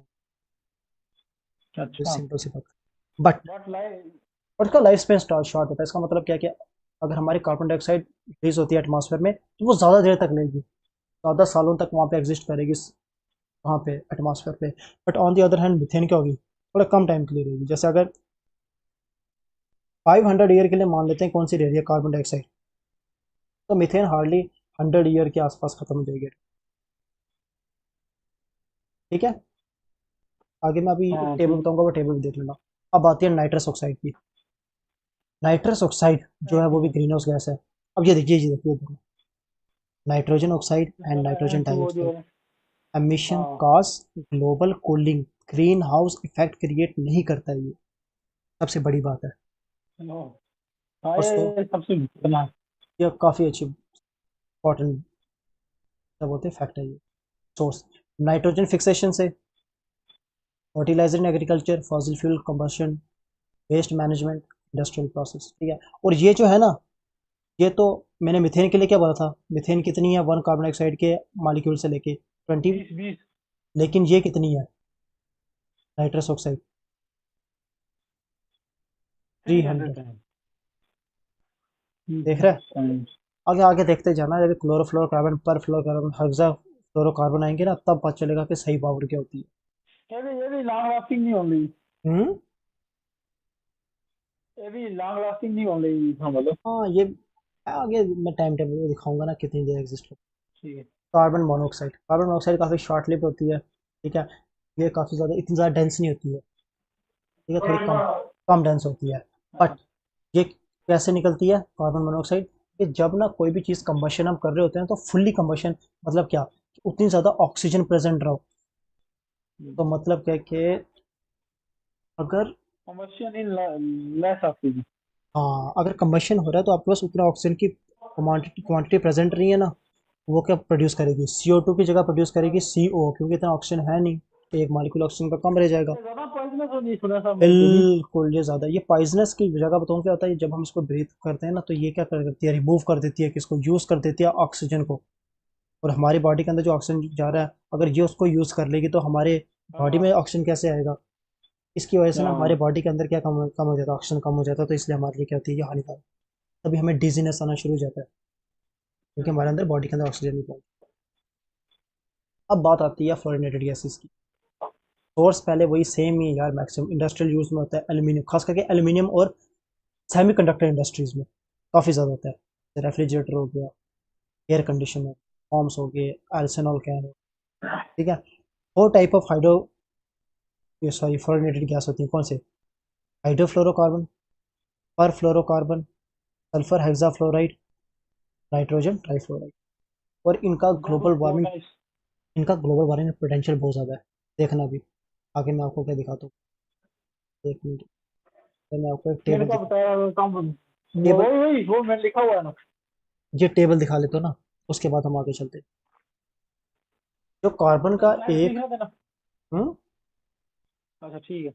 जो कार्बन का जो डाइऑक्साइड का जो ग्लोबल वार्मिंग पोटेंशियल क्या हो गया, कि एक मॉलिक्यूल कितना ज़्यादा टेम्परेचर इंक्रीज करता है। ये बनाऊं मैं। हाँ, बना लो, स्क्रीनशॉट ले ले, बाद में जब बना लेना, हाँ।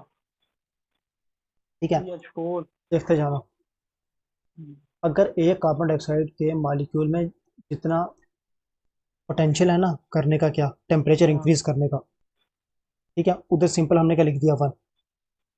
अगर सेम मॉलिक्यूल मीथेन के होंगे तो उसकी कितनी कैपेसिटी है ग्लोबल वार्मिंग को बढ़ाने की, 21 गुना। 21। अगर सेम क्वांटिटी की बात करें, मतलब एक मॉलिक्यूल की बात करें, अगर नाइट्रस ऑक्साइड का, तो उसका कितना है, 310 गुना।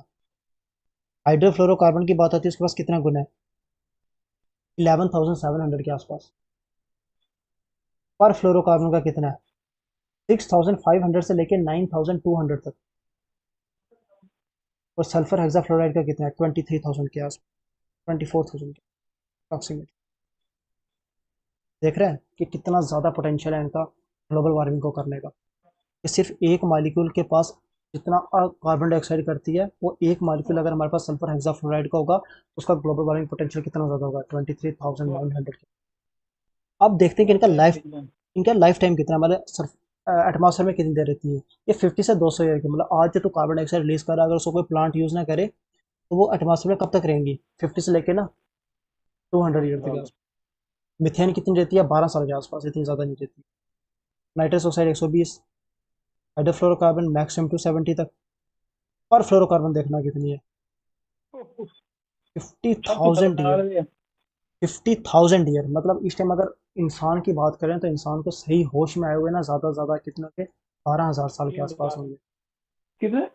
12,000, मतलब मैंने एग्रीकल्चर से जब स्टार्ट करना शुरू किया था, फायर की डिस्कवरी की थी, उस टाइम से लेके बोल रहा हूँ। ऐसे तो मैं बोल रहा हूँ कि जब हमारी सिविलाइजेशन बनी स्टार्ट थी वो हार्डली 5,000 के आसपास हो गई। मतलब क्या कि मल्टीप्लाई 10 कर दो तो इतनी ज़्यादा पर फ्लोरोकार्बन क्या करती है, लाइफ टाइम उसका कहाँ पे रहने का, हॉस्पिटल में। और सल्फर हेक्साफ्लोराइड, ये फ्लोरोस प्रोड्यूस करने आना चाहिए कि नहीं करने। बिल्कुल करते हैं ऑफ कोर्स, और अगर प्रोड्यूस करते हैं तभी इसका यहाँ पे नाम लिखा होगा। अगर इसका नाम यहाँ पे लिखा है तो तभी इसको बंद करने का सोच रहे होंगे, हम्म। ठीक है। फ्लोरिनेटेड गैस कौन से हो गए, क्लोरोफ्लोरोकार्बन सबसे पहला हो गया, वही anthropogenic compound found in green house gases. इसके पास हायर पोटेंशियल है ग्रीन हाउस गैसेज का, सिंपल सी बात है, CO2 अभी मैंने बता दिया कि क्लोरोफ्लोरोकार्बन का कितना ज़्यादा पोटेंशियल है, आगे जो मैंने टेबल दिखाया था।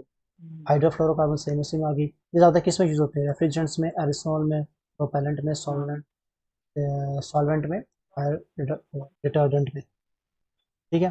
These chemicals were developed as a replacement for chlorofluorocarbon. देखो, बेसिकली बात क्या हुई थी, जब 1980s के आसपास उनको पता चला था कि एंटार्क्टिक में ओजोन डिप्लीशन हो रही है, एक ओजोन होल क्रिएट हाँ। हो गया। तो उन्होंने बोला था कि इसके पीछे का हाँ। रीज़न क्या हो सकता है। इन्होंने देखा कि जो क्लोरीन वाले एलिमेंट हैं, जो मॉलिक्यूल क्लोरीन वाले मॉलिक्यूल्स हैं, जिस चीज़ जगह क्लोरीन यूज़ हो रही है ना, वो क्या करते हैं बेसिकली, जो हमारी ओजोन है O3 ऊपर, इसको क्लोरीन क्या करती है, डिस्ट्रॉय कर देती है। तो मैंने बोला कि हम जो भी चीज़ यूज़ करते हैं क्लोरीन में ओजोन डिप्लीशन ना हो, तो हमें क्या करना पड़ेगा, रिड्यूस इनका Cl2 को क्या करना रिड्यूस पड़ेगा, रिड्यूस करना पड़ेगा, इतना ज़्यादा रिड्यूस हो कम सके। करें। तब इन्होंने क्या बोला कि हम क्या करते हैं, इसकी जगह इसके एक क्या ले आते हैं, रिप्लेसमेंट ले आते हैं। तो इन्होंने रिप्लेसमेंट कौन सी लाई, हाइड्रो क्लोरो फ्लोरो कार्बन। अच्छा CFCS तो रिड्यूस किया। हाँ, अब क्लोरोफ्लोरो कार्बन जब आई ना, इसमें ओजोन डिप्लीटिंग वाली वो नहीं थी, क्वालिटीज नहीं थी, मतलब अब ये ओजोन को डिप्लीटिंग करता, बट ये क्या था, एक ग्रीन हाउस गैस थी। इसका मतलब क्या है, ये टेम्परेचर तो इंक्रीज कर रही है ये भी, चाहे ओजोन को डिप्लीट नहीं कर रही है, बट ग्रीन हाउस गैस तो इफेक्ट कर रही है ना अभी भी। तब इन्होंने क्या किया, उससे एक दूसरा एक और लाया जो और ज्यादा कम करे, उसका था हाइड्रोफ्लोरोकार्बन, मतलब क्लोरो को एक और हटा दिया यहाँ से। और इन्होंने देखा अभी भी इसके पास क्या है, अभी भी इसके पास पोटेंशियल है इसका, अच्छा हाँ एनवायरनमेंट को वो गर्म करने का। Green house. तो अब लास्ट उन्होंने क्या लाया, हाइड्रो फ्लोरो ओलिफिन एक आया, जब ये लास्ट में जब आपको ओजोन डिप्लीशन के बारे में पढ़ा रहा हूँ इन सब के तीनों का, हाइड्रो आज फ्लोरो। ओलिफिन। ये आपका शायद आज में भी ना हो पाए, क्या बोलते हैं ओजोन डिप्लीशन का, अभी इसको नहीं देखते, हम कल देखेंगे।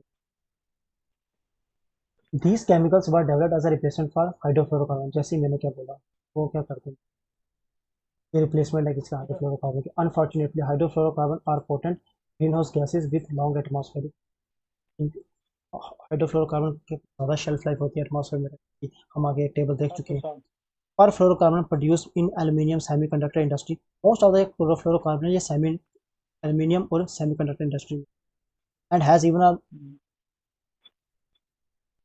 Even longer atmospheric life time and higher G higher global warming potential. ठीक है, सल्फर हेक्साफ्लोराइड का कितना है, 20,000। अभी मैंने जो बस इसमें आपको कुछ करने की जरूरत नहीं है, मैं सिंपल सा जो अभी आपको आगे टेबल दिखाया सिर्फ एक बार वो देख लेना कि किसका ज़्यादा है किसका कम है, वैल्यू याद रखने की जरूरत नहीं है। ठीक है। पर फ्लोरोकार्बन सेम चीज़ है, हेक्साफ्लोरोकार्बन सेम चीज़ है। उसे भी आपको बताएंगे कहाँ से आते हैं, मैग्नीशियम प्रोसेसिंग इंडस्ट्री से, सेमीकंडक्टर इंडस्ट्री तो हर जगह लिखा होगा, देखो मैन्युफैक्चरिंग सेमीकंडक्टर इंडस्ट्री, सेमीकंडक्टर हम्म, इंडस्ट्री अभी जो हमने पढ़े, सेमीकंडक्टर इंडस्ट्री। ठीक है, basically, ठीक है, ज़्यादातर इनके तो आपके है ना सेमीकंडक्टर। अब बात आती है हम्म, ब्लैक कार्बन सूट, इसके बारे में हम शायद थोड़ा डिस्कस ऑलरेडी कर अच्छा चुके हैं। कौन सा, कि हाँ जो क्या होता तो है ये ना जैल, कालक हाँ कालक। लैल्टेन जो होती है उसमें जो कालक लगी होती है उसे हम क्या कहते हैं, ब्लैक कार्बन और soot. Black carbon is a solid particle of aerosol, ठीक है, that contribute to the warming of the, क्योंकि अब देखो प्रॉब्लम क्या है, एटमॉस्फेयर को ये कैसे वार्म करता है।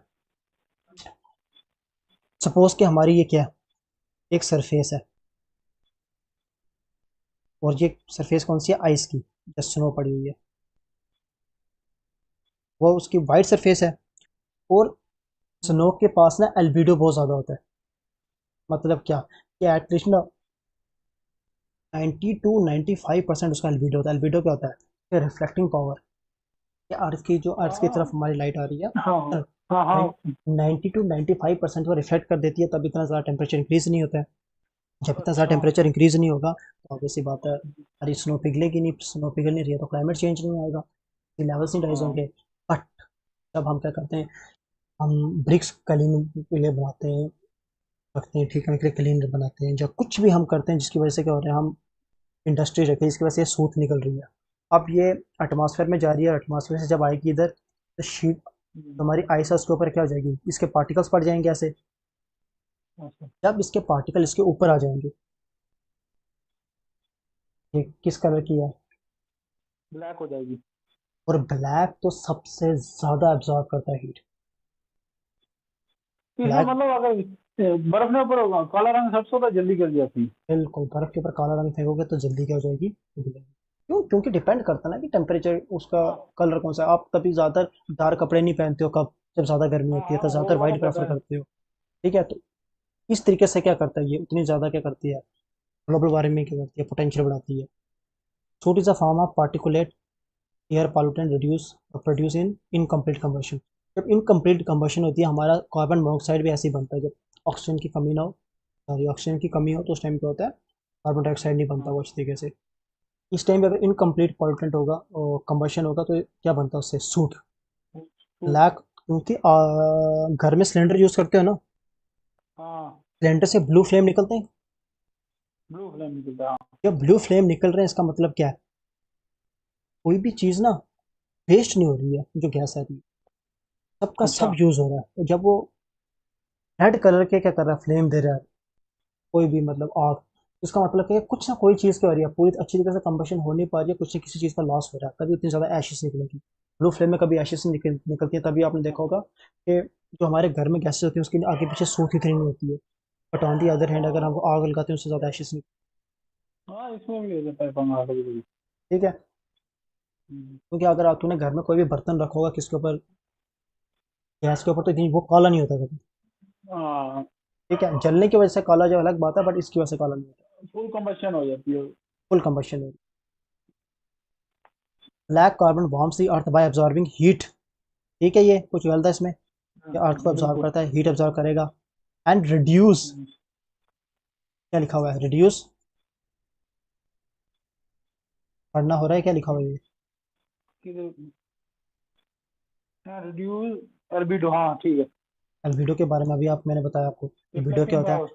एल्बिडो वो पावर होती है कि आप रिफ्लेक्ट करती है कि एक सरफेस की कितनी पावर है रिफ्लेक्ट करने की, उसको रिफ्लेक्ट करने की, सनलाइट को। और सनलाइट। जितनी ज़्यादा वो एब्जॉर्ब करेगी उतनी कम रिफ्लेक्ट कर पा रही है, जितनी कम रिफ्लेक्ट कर पा रही है उतनी एल्बिडो कम हो रहा है। की वजह से क्या होगा, वैन डिपॉजिटेड ऑन स्नो और आइस, जब स्नो में क्या होगी, डिपॉजिट हो जाएगी, तो 90 से 95 जो पहले क्या होती है रिफ्लेक्ट हो रही थी, अब ये 5 से 10% से रिफ्लेक्ट कर पा रही है ज़्यादा से ज़्यादा। 90% अब जब एनर्जी इसके पास ही रह रही है तो वो गर्म कर देगी। तो ठीक है, नो खत्म। इससे इज स्ट्रॉन्गर, जो ब्लैक कार्बन है ना, is strongest observer of sunlight and heat the air directly. In addition, it darkens snowpacks and glacier through deposit, बस सेम बात है, कोई कुछ नहीं। Regionally, it disrupts cloudiness and monsoon rainfall. Black soot stays in atmosphere और only several days to week, ज़्यादा देर नहीं रहता, कुछ वीक्स तक ऊपर रहता है। इधर बारिश हो जाएगी ऑब्वियसली बात है, तो वो नीचे बैठ जाएगा, तो क्योंकि भारी पार्टिकल है, दिन से ज़्यादा एटमॉस्फेयर में रह ही नहीं सकता है। हाँ। दस the effect of BC on the atmospheric warming and glacier disappears with in month, इतना ज़्यादा नहीं है, कुछ महीने बाद इसका इफेक्ट खत्म हो जाता है। ब्राउन कार्बन क्या कुछ हो, ना ऐसा दस्यो ना, ब्राउन कार्बन केड़ा ना, अरे थोड़ा कुछ दस्यो भी नहीं मार। यार, सिंपल सी बात। Brown carbon is ubiquitous, ubiquitous का होता है जो हर जगह present and identified components of organic Arsenal. अब देखो, इसको एक तरीके से आप किससे कर सकते हो, देखो biomass burning is shown in a major source of, देखो कोल नहीं होता, कोल, हाँ, कोल की कुछ चार क्या होती है, डिफरेंट टाइप्स होती है। एंथ्रासाइड, बिटुमिनस था। एंथ्रासाइट, ठीक है, ब्यूटेमिनस, लिग्नाइट, हाँ हाँ, लिग्नाइट, बिटुमिनस। लिग्नाइट, पीट। और एक होती है पीट। पीट। और पीट। अब देखो, जो पीट होती है ना वो सबसे घटिया क्वालिटी होती है। कहा तो बुखार में पीट। ठीक है, सबसे सबसे बढ़िया एंथ्रासाइड है ना। सबसे अच्छी कौन सी होती है? एंथ्रासाइट। एंथ्रासाइड। एंथ्रासाइड इसका मतलब क्या है कि जब ये बर्न होता है तो ये ज़्यादा क्या करता है, रिलीज करता है, एनर्जी और सॉरी इतनी हीट एशिज ज़्यादा रिलीज देती नहीं है। करता, जो उसके पीछे रेजिड्यू रह जाएगा उतना कम होगा। ठीक है, इसमें ज़्यादातर ब्लू फ्लेम्स होंगे। बट पीट सबसे घटिया क्वालिटी का है, तो जब ये जलेगा तो उतनी ज़्यादा हाँ। एशिज का कर देगा, पीछे छोड़ के जाएगा। इस पीट को हम क्या बोलेंगे बेसिकली, इस बायोमास को हम क्या बोलेंगे? Brown carbon. ठीक है, अच्छा। Brown carbon is generally refer to the green house gas and black carbon from the particle resulting from the impure combustion such as soot and dust. जब कोई इम्प्योर कंबशन होती है जिसकी पूरी कंबशन नहीं हो पाती है, इनकम्प्लीट टाइप की, उसे हम क्या कहते हैं? हम्म। जो और ज़्यादा बेकार, ब्लैक हम्म। कंबशन में जो ब्लैक कार्बन जो हमारी थी सूट उसमें क्या था, करती। इनकम्प्लीट कंबशन है, लेकिन जो और ज़्यादा बेकार है उसको हम क्या बोलते हैं? पीट। If the concentration of greenhouse gases increases, then most infrared radiation will be absorbed and emit back. जितनी ज़्यादा ग्रीन हाउस गैसें एटमॉस्फेयर में होंगे उतना ज़्यादा टेम्परेचर बढ़ेगा, क्यों? क्योंकि उतनी ज़्यादा लॉन्ग वेव्स हमारी बाहर नहीं जा पाएंगी। ना। Balance to energy budget and restore earth global temperature increase. अब ये देखना कि जो ग्रीन हाउस गैसेस हैं, जो एमिशन होती है हमारी, जो ग्रीन हाउस गैसेस का पहले हमने बोल दें कि सबसे ज़्यादा कौन सी रिलीज होती है, हमारी कार्बन डाइऑक्साइड। हम्म। ठीक है, उसके बाद कौन सी हमारी होती है? मीथेन। उसके बाद हमारी होती है, ये महीना में। ये बस क्या है, सिंपल सी बात है कि जो हमारा कार्बन डाइऑक्साइड के अंदर दो हिस्से कर दिए, इसका कुछ नहीं है। पहले हमें कार्बन डाइऑक्साइड सीधी हमने 60 70% बोल दिया, अभी मैं बोला कि फॉसिल फ्यूल से इतनी होती है, इंडस्ट्री से इतनी होती है, इतना ज़्यादा, ये याद रख सकते हो। कि सबसे ज़्यादा कौन सा हाँ सेक्टर रिलीज करता है, सबसे ज़्यादा सेक्टर कौन सा हाँ। रिलीज करता है, एनर्जी। क्योंकि हमारा थर्मल पावर प्लांट है जो हमें एनर्जी प्रोवाइड करते हैं, ज़्यादातर हम हाइड्रोकार्बन यूज करते हैं। क्योंकि इंडिया की जो एनर्जी रिक्वायरमेंट है, 60% of the energy comes from thermal power plant. इसका ऑब्वियस सी हाँ बात है, उन थर्मल पावर प्लांट से हम यूज़ क्या करते हैं, यूज़ नेचुरल गैस, यूज़ कोल, नेचुरल गैस डीजल, नहीं को। पेट्रोलियम, नेचुरल अच्छा। गैस, हर सब कुछ यूज़ करते हैं हम। ऐसी बात नहीं कि सिर्फ हम कोल यूज़ करते हैं, हर चीज़ यूज़ करते हैं, पेट्रोलियम से लेके डीजल से लेके हर चीज़ यूज़ करते नहीं तो अगर वो सारा हाइड्रो हाइड्रो इलेक्ट्रिक उसमें नाल नहीं बनना यार, पानी वाले नाल भी रिप्लेस हो सकना, क्या वजह है? हैं। पानी वाले के साथ इतना रिप्लेस इसलिए नहीं हो सकता, रिवर में एक कैपेसिटी होती है जितने उसमें बन सकते हैं, क्या डैम्स बन टरबाइन सकते हैं, चल सकता डैम्स बन सकते हैं। क्यों? क्योंकि आपको आके है पूरा ध्यान। पानी रोकना पड़ता है। अब ऑब्वियस सी बात है, अगर आप यहाँ पे इतना पानी रोक दोगे, फिर यहाँ पे इतना पानी रोक दोगे, तो यहाँ तक पानी पहुँचेगा ही नहीं ना इतना। यहाँ पे पूरा पानी भरने के बाद आप फिर छोड़ोगे यहाँ पे, फिर जाके ये टरबाइन चलनी शुरू होंगी, तभी एक डिस्टेंस के बाद ये बना सकते। इतनी बड़ी हमारे पास कैपेसिटी नहीं है, ऊपर से इतना ज़्यादा, बहुत ज़्यादा पैसा अलग से लगता है रिसोर्स एक बनाने में। ऊपर से जब आप डैम्स बनाते हो, तो डैम्स बनाने के लिए क्या होता है, बहुत सारे लोगों को अगर वहाँ पे रहते हैं उनको रिहेबिलिटेट करना पड़ता है। अगर वहाँ पे बायोडाइवर्सिटी है, कितने लाखों के हिसाब से हाँ पेड़ हाँ बिल्कुल। हाँ, काटने पड़ते हैं। ठीक है, और ये भी देखना पड़ता है कि वो एरिया सिस्मिक लैंड एरिया में ना आ जाए। क्यों? क्योंकि अगर वहाँ पे ज़्यादा हमारे क्या हो रहे हैं, अर्थक्वेक्स आ रहे हैं, तो उसको टूटने का खतरा है।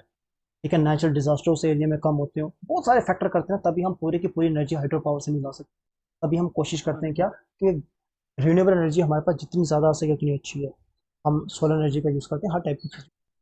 देखो सेकंड सेकंड तरफ कौन से आती है, एग्रीकल्चर सेक्टर से सबसे ज़्यादा।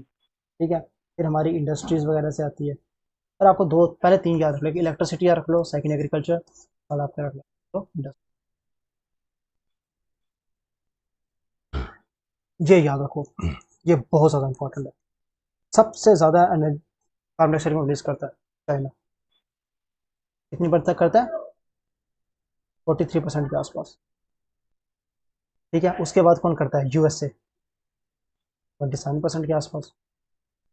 उसके बाद कौन करता है, इंडिया। सॉरी यार, एक मिनट, चाइना कितनी करता है, सॉरी 27% के आसपास। यूएसए कितनी करता है, 14% के आसपास। इंडिया कितनी करता है, 6.8% के आसपास। यूएसए, इंडिया, और ये चाइना। ठीक है, कोई प्रॉब्लम? बस। नहीं नहीं रुको। There are huge disparities between the world. क्योंकि जो टॉप 15 हमारे कार्बन डाइऑक्साइड, अगर हम देख रहे हैं कि जो सबसे ज़्यादा कार्बन डाइऑक्साइड रिलीज करते हैं, तो 15 अगर टॉप कंट्री हम ले लें, जैसे सबसे ज़्यादा कौन रिलीज करता है, चाइना। चाइना प्लस हम यूएसए का ऐड कर लें कमीशन, फिर हम इंडिया का ऐड कर लें, फिर हम यूरोपियन यूनियन का ऐड कर लें, सिर्फ 15 हाँ कंट्री ले लेना। तो 15 कंट्री ना, वर्ल्ड में जितनी ग्रीन हाउस गैसेज रिलीज होती है ना, उसका 72% शेयर कार्बन डाइऑक्साइड सिर्फ ये पहली 15 कंट्री कर रही है, आउट ऑफ अच्छा। 190 कंट्री के आसपास। तो भी ठीक है, ओहो। Produce nearly 28% of the global. हाँ। Green house gases protocol, green house gases protocol is a global warming किसी पोटेंशियल। प्रोटोकॉल मॉन्ट्रियल प्रोटोकॉल ऊपर क्वेश्चन आना ना रहा, वो कैसे प्रोटोकॉल? बिल्कुल आता है प्रोटोकॉल, मॉन्ट्रियल प्रोटोकॉल में आएगा, निकालिए बिना कमेंट का, लेकिन हम पढ़ेंगे ना, टेंशन क्यों अच्छा कर रहे अच्छा। हो। ग्लोबल वार्मिंग पोटेंशियल, अभी हमने आगे से टेबल नहीं दिखाया था मैंने, कि एक कार्बन हाँ हाँ। डाइऑक्साइड के एटम के पास कितना कितनी कितनी पोटेंशियल देर है। में रहता है, कितनी देर रहता है वो? हाँ, वो सिंपल सी बात करिए कि क्या बोला, ग्रीन ग्लोबल वार्मिंग पोटेंशियल क्या, एक पैरामीटर है जो मेजर करता है क्या, the amount of heat a green house gas traps, मतलब कि उसको बाहर नहीं जाने देती है, उसको अंदर ट्रैप करके रहती है, उसे हम क्या कहते हैं, global warming potential. In other words, it is a tool to compare the global warming effect in different green house gas. अभी ऑलरेडी हमने टेबल देख चुके हैं, हमने देखा है कि वो कंपेयर कर रहे हैं, कंपेयर ही करते हैं ना, क्योंकि अभी देखना क्या लिखा हुआ है, हाँ specifically it is a major to sorry, it is a measure of how much energy the emission of 1 ton of gas will absorb over a period of time related to the emission of 1 ton of carbon dioxide. हम compare किससे कर रहे हैं कि 1 ton carbon dioxide अगर कितना energy को trap करा के रख, सॉरी हाँ, हीट एनर्जी को ट्रैप करके रख रही है, उससे हम कंपेयर करेंगे बाकी दूसरी कोई भी गैसेस होंगी, पर फ्लोरोकार्बन हो गया, हेक्सा फ्लोरोकार्बन। जैसे हमारा क्या हो गया, जैसे ये हमने बोला कि अगर एक हमारे पास मॉलिक्यूल होगा तो वो कितनी एनर्जी, सपोज के 1 एनर्जी क्या कर रहा है, एक मान लिया हमने कि हमारे पास एक मॉलिक्यूल है कार्बन का जो 50 एनर्जी को ट्रैप करके रख रहा है, ठीक है, 5 मिनट ऐसे मान के लेते हैं नंबर। अगर मिथेन क्या है तो एक मॉलिक्यूल कितना करेगा, 50 मल्टीप्लाई 21। अगर ऑन द सेम साइड अगर हमारे नाइट्रस ऑक्साइड है तो वो कितनी एनर्जी करेगा, मल्टीप्लाई 50 मल्टीप्लाई 50, इतनी एनर्जी क्या कर रहे हैं वो। तो इसका मतलब क्या है, ये टेबल कंपैरिजन के लिए भी है, जैसे वैसे नहीं बना हुआ। द टाइम पीरियड यूजुअली हम कितना लेते हैं, 100 ईयर ग्लोबल वार्मिंग पोटेंशियल को रखने की जरूरत नहीं है। है मेरे पास। अब इसके इफेक्ट क्या है, पर बोलते जाना, मेरे को बोलने की जरूरत नहीं पड़नी चाहिए। अगर आपको ये समझ नहीं आ रहा तो फिर बहुत मुश्किल है। तो क्लाइमेट इफेक्ट के चेंज किस किस में चेंज आ रहे हैं, टेम्परेचर राइज हो रहा है, यस आइस मेल्ट हो रही है, yes rise in sea level हो रहा है, बिल्कुल। एक्सट्रीम क्लाइमेट्स आ रहे हैं, हाँ ओशन एसिडिफिकेशन हो रही है। हाँ हाँ, इसके इसमें इसके बारे में बिल्कुल पता है कि नहीं पता, मैंने आपको बताया था, मैंने आपको नहीं बताया था। ठीक है। एसिडिक रेन होनी, या फिर नहीं वो नहीं, दूसरा जो यूट्रोफिकेशन भी होता नहीं है।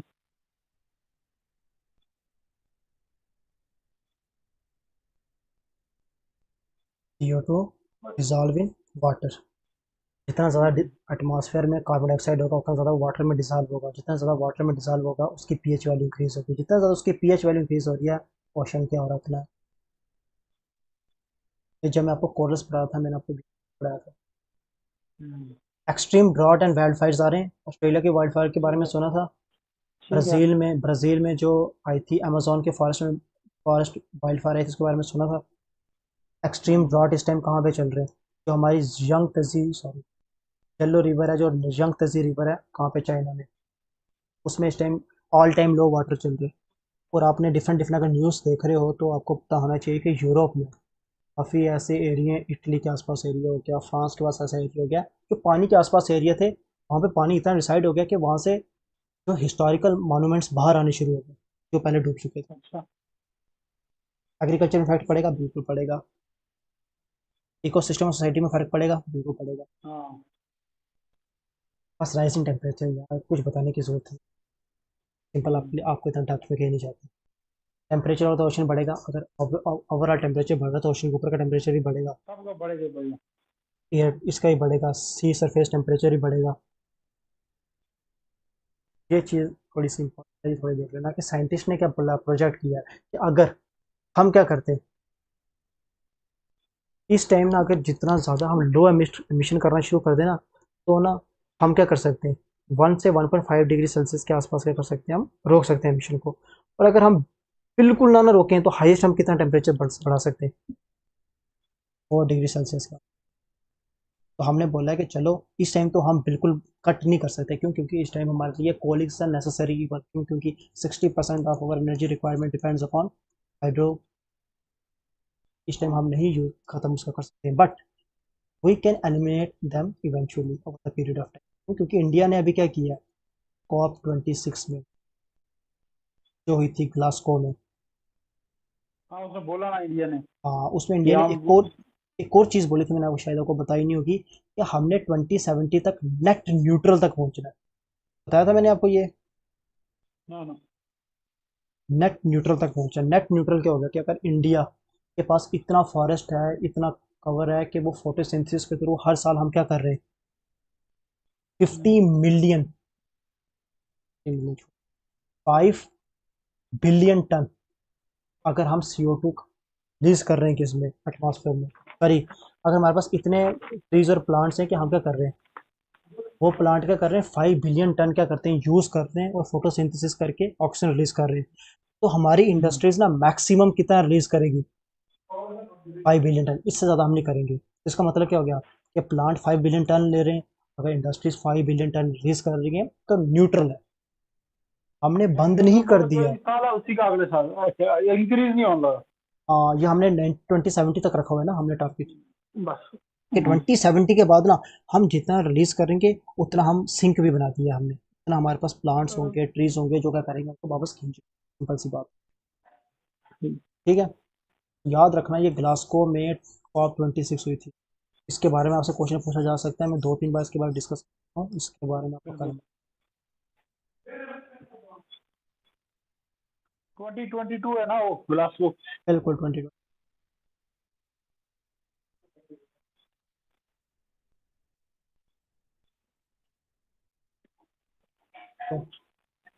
This projected global mean temperature change for the 21st century will depend upon which scenario actually occurs। ठीक है, वही सेम बात है, 21 जिस 22nd सेंचुरी की, उसे हम ज़्यादा से ज़्यादा कितना हम अफोर्ड कर सकते हैं, 2 डिग्री सेल्सियस, ज़्यादा हम अफोर्ड नहीं कर सकते, और हम कोशिश कर रहे हैं कि 1.5 तक की अगर निपटा दी जाए तो बहुत अच्छी बात।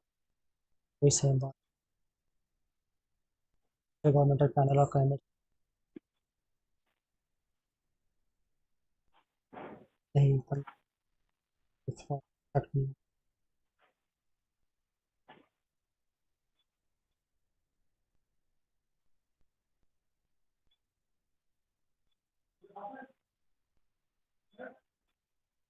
कोई बस हीट वेव्स आएंगी, हीट वेव्स क्या होगी, टेम्परेचर बढ़ जाता है, जब काफ़ी ज़्यादा टेम्परेचर हो जाता है एक हाँ एरिया में, ठीक है, उसे हीट वेव्स कहते हैं। स्ट्रॉम इवेंट्स ज़्यादा, हमारा सुना होगा पहले आपने के, जो हमारे अरेबियन सी और बे ऑफ बंगाल को ना मिला के पहले 3 से 4 हर साल क्या होते थे हमारे साइक्लोन आते थे, अब उसकी क्वांटिटी इंक्रीज होकर 5 से 6 हो गई है। तब क्या हो गया, अब उतने ज़्यादा सीवियर भी आ रहे हैं, उतने उनकी क्या हो गई है, क्वांटिटी भी बढ़ चुकी है, इतने ज़्यादा साइक्लोन आने शुरू। वाटर साइकिल प्रेसिपिटेशन ड्राफ्ट, किसी किसी जगह में बहुत ज़्यादा बारिश हो रही है, किसी जगह ड्राफ्ट आ चुके हैं, फ्लड हो गए, फ्लड कौन कौन सा हो गया, flash flood, urban flood, lower flooding, बस या फिर ओशन ही पाले बस सिंपल, ओशन एसिडिफिकेशन, वही सेम सी बात है जी। बताइए। जितना ज़्यादा क्या होगा carbon dioxide, increase in the result of ये वाटर में कार्बन हो डाइऑक्साइड जाएगी। बढ़ रही है, हाँ इससे क्या होगा, जितना ज़्यादा ओशन अब्जॉर्ब रेत करेंगे बढ़ाएगी। उतना ज़्यादा वो एसिडिक बनेगा। वाला जो आपके लिए 2019 में अमेजोन फॉर रही थी प्राइसिंग जो, बाकी ठीक है, और करने के हम चलते हैं किस, ओजोन, ग्रीन हाउस गैसेस का। अब ओजोन का क्या चक्कर है, ओजोन जो गैस है वो पहले हमारी कहाँ पे पाई जाती है, हमारे स्ट्रेटोस्फेयर में। हम्म, कहाँ पाई जाती है वो, स्ट्रेटोस्फीयर में। स्ट्रेटोस्फेयर में पाई जाती है, जो स्ट्रेटोस्फेयर में 25 किलोमीटर की हाइट के आसपास। और ये सबसे बड़ा हमारा रीज़न है कि हमारी अर्थ क्या है इतनी ज़्यादा गर्म नहीं है, क्यों, क्योंकि जो डेंजरस अल्ट्रावायलेट, जो हार्मफुल अल्ट्रावायलेट रेज है उनको वहीं से क्या करती है, ऑब्जॉर्ब कर देती है या रिफ्लेक्ट कर देती है, उनको नीचे अर्थ तक, अर्थ के पास पहुँचने की। अब ये ओजोन बनती कैसे है, ओजोन बेसिकली होती क्या, O3 सबसे पहले, 3 मॉलिक्यूल्स अब जो ऑक्सीजन जब मिलकर बनाते हैं उसे हम क्या कहते हैं, ओजोन बनते ओजोन। हैं। जब क्या होता है कि हाई इंटेंसिटी जो हमारे सोलर रेडिएशन है वो आके गिरती है हमारे किसके ऊपर, ऑक्सीजन मॉलिक्यूल के ऊपर। ठीक है, ऑक्सीजन के जब O2 के ऊपर आके गिरती है हमारी अल्ट्रावायलेट रेस, तो उसको डबल बॉन्ड को ब्रेक कर देती है, तो अब ये दोनों ना फ्री रेडिकल बन गया, अब ये दो फ्री मूविंग के हमारे पास ऑक्सीजन है, तो अब ये किसके साथ कनेक्ट होने की कोशिश करेंगे ऊपर। ठीक है, अब ऊपर कनेक्ट होने के लिए इनके पास अब क्या ही बचा, ऑक्सीजन ही है, क्यों, क्योंकि आपमें 1% ऑक्सीजन है, और नाइट्रोजन तो रिएक्ट होती ही नहीं है, और उसको रिएक्ट करना बहुत मुश्किल काम है, वो होती नहीं, वो नहीं रिएक्ट होती। तो उसके पास, इसके पास मुड़ टूट के क्या ही बचा, ऑक्सीजन ही बचा। अब ये दो जो हमारे ऑक्सीजन होंगे उसके साथ जुड़ जाएगी ये। ठीक है, तो ये एक मॉलिक्यूल है, ये भी क्या करेगा, जो दूसरा टूटा था ये भी आके किसी एक से कनेक्ट हो जाएगा, या तो ये क्या बनाएगा, O3, क्या बनाएंगे, O3, इससे बनती है हमारी ऑक्सीजन। इसका मतलब क्या है कि ऑक्सीजन बनती है, सॉरी ओजोन बनती है in the presence of sunlight, इसका मतलब क्या है कि कभी कभी अगर बाई चांस ओजोन होल बन भी जाता है तो वो ऑटोमेटिकली रिकवर हो जाएगा। रिकवर कैसे होगा? तो ऑक्सीजन तो प्रेजेंट है ही है हमारे पास एटमॉस्फेयर में। जितनी ज्यादा सनलाइट बढ़ेगी उतना। हाँ, जितनी ज़्यादा उतनी जल्दी रिकवरी बढ़ेगी, जितनी ज़्यादा रिकवरी बढ़ेगी उतनी ज़्यादा उसको फिल रिफिल कर दिया जाएगा वापस से उस एरिया को। हाँ। ठीक है, तो ऑटोमेटिकली क्या हो जाता है, ये रिफिल ही हो जाता है। रिफिल अंटार्कटिका में अगर हमारा ओजोन बन चुका है, होल बन चुका है, तो इसकी ये बात नहीं है वो कभी फिल नहीं होने वाला। अब देखो बेसिकली ये बनता कैसे है, और ये अंटार्कटिका में क्यों बना या आर्टिक में ही क्यों बनता है, ये हमारे इक्वेटर के आसपास क्यों नहीं बन रहा है, सब ट्रॉपिकल रीजन के पास क्यों नहीं बन रहा है, ग्रेट रीजन में क्यों वही इधर सनलाइट ज्यादा पड़ती है तभी है ना। नहीं? ऐसी बताऊँ बात क्या है? बात एक सिंपल सी है कि जब हम कोई भी ओजोन डिप्लीटिंग सब्सटेंस क्या करते हैं, हम यूज़ करते हैं और वो क्या करता है एटमॉस्फेयर में स्केप कर जाता है, तो क्लोरीन टाइप के एलिमेंट क्या करते हैं, एक क्लाउड टाइप बना देते हैं।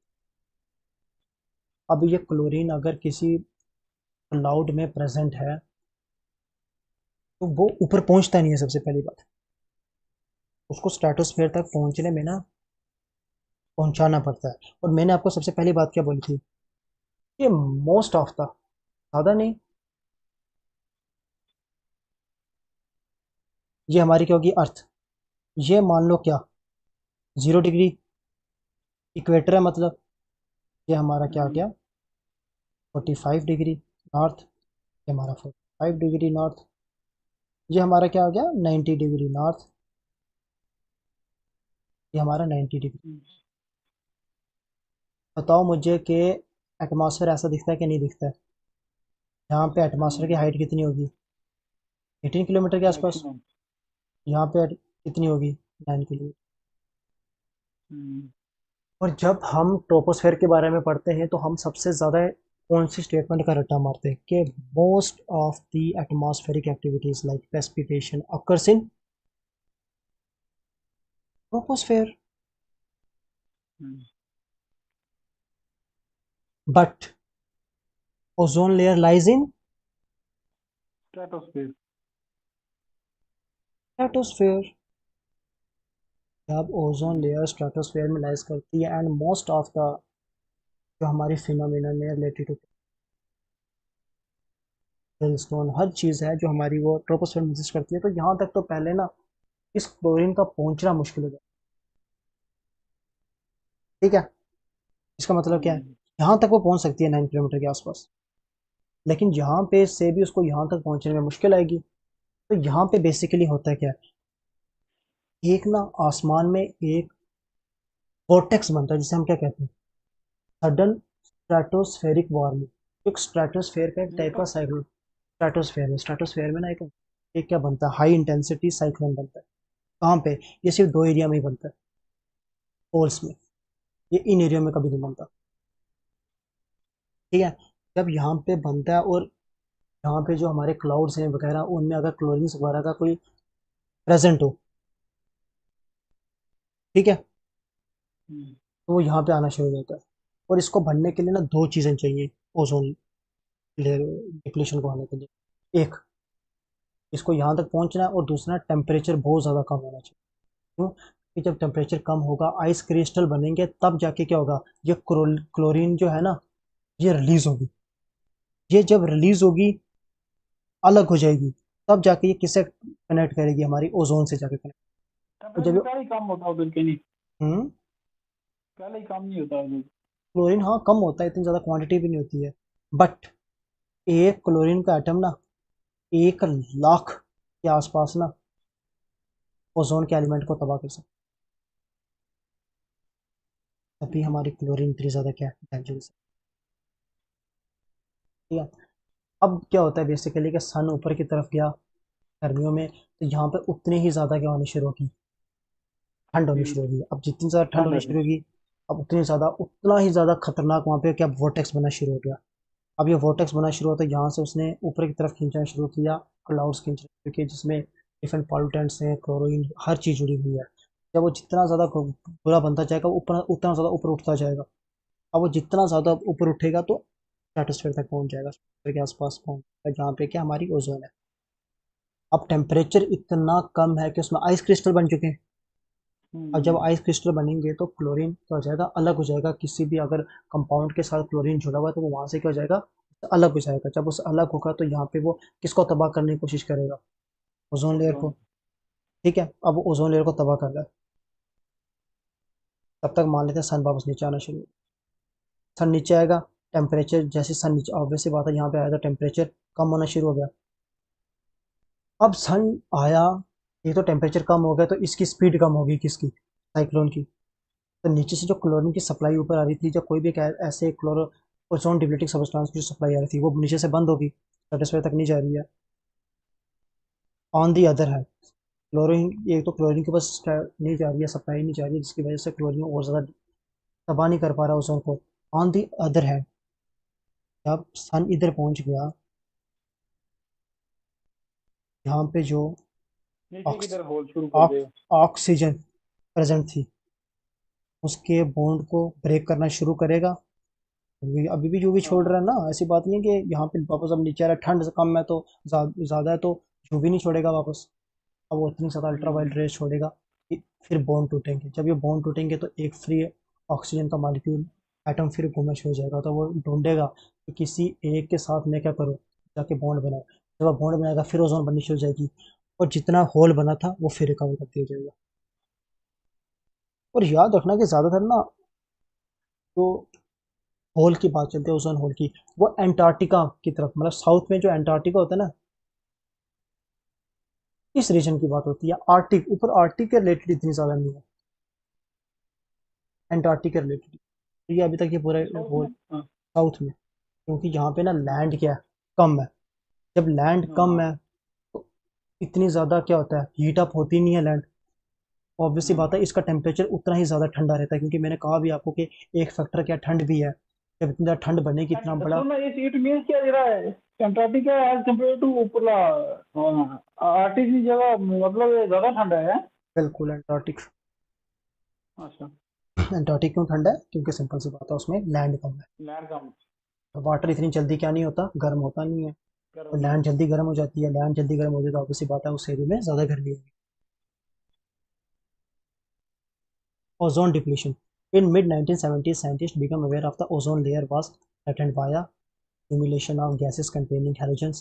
Halogens का हो गया chlorine, bromine, ठीक है, iodine हाँ। in the atmosphere.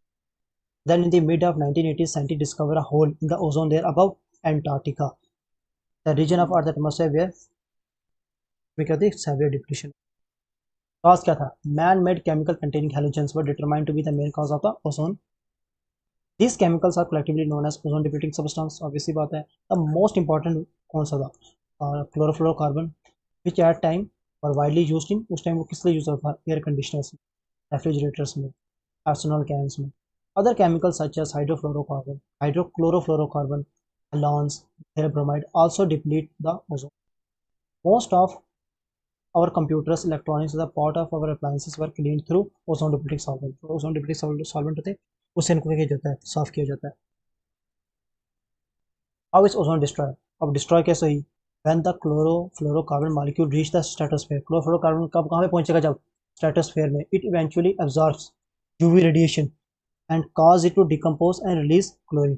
अब देख, जब वो ऊपर जाएगा ना, एक तो उसमें अल्ट्रावायलेट रेडिएशन भी पड़ रही है, अल्ट्रावायलेट बढ़ेगी तो उसको कर देगी, ब्रेक डाउन कर देगी किसको, क्लोरीन एलिमेंट। अगर एटम किसके साथ उसने मॉलिक्यूल बना हुआ है तो ब्रेक डाउन कर देगी, एटम बना देगी, और फिर क्या करेगी वो, हाँ। अपने क्लोरीन। तबाह करना शुरू की ओजोन को। और देखो, one chlorine atom can destroy up to 1 lakh of oxygen, sorry ozone molecules. इतना ज़्यादा डिस्ट्रक्टिव है ये।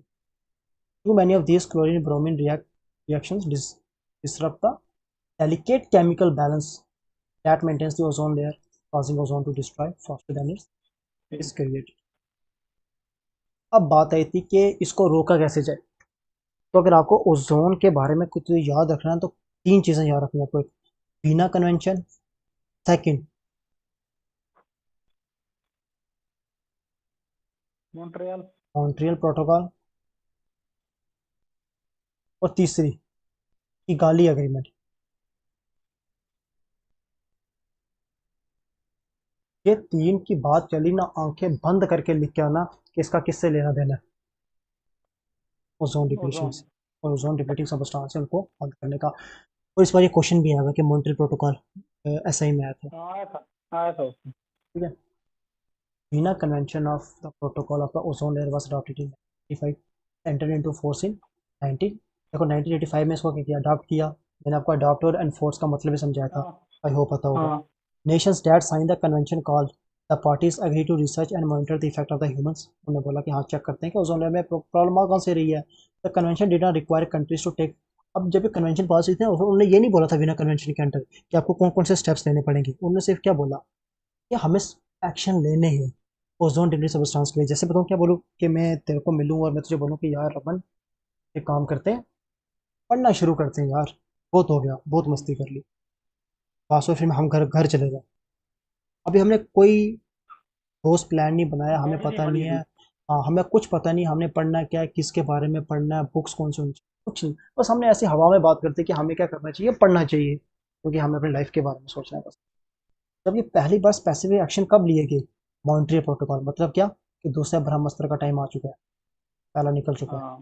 ठीक है। तो ये अगर हो सके ना इनके टाइम ईयर्स पे याद रखना कि ये फोर्स में कब आया था 1988 के पास, क्योंकि मे भी ऐसा ही है तो कुछ भी पूछ सकते हैं और इनका कोई भरोसा नहीं। मॉन्ट्रियल कब आया था? 1988 में? नहीं, वो नहीं नहीं, 1988 में वो आया। वीना वीना आया था उसमें।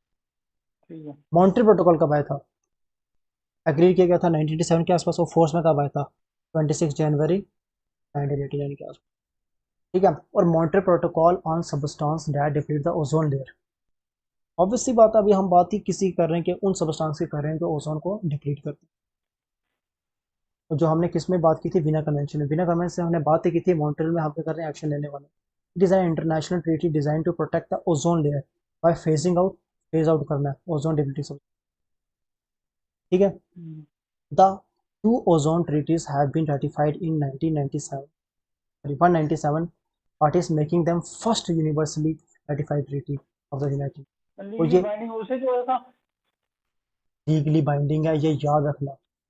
ये मॉन्ट्रियल प्रोटोकॉल भी लीगली बाइंडिंग है, जैसे क्योटो प्रोटोकॉल लीगली बाइंडिंग था, पेरिस हाँ। एग्रीमेंट लीगली, सॉरी, वो लीगली है बाइंडिंग है। नहीं। UNF triple C legally binding नहीं है। वो नहीं है, वो नहीं है। यूएनएफ ट्रिपल सी के जैसे अंडर जो क्योटो प्रोटोकॉल आता है वो लीगली बाइंडिंग है, पेरिस एग्रीमेंट उसके अंडर जो आता है वो लीगली बाइंडिंग है, याद रखना ये बात।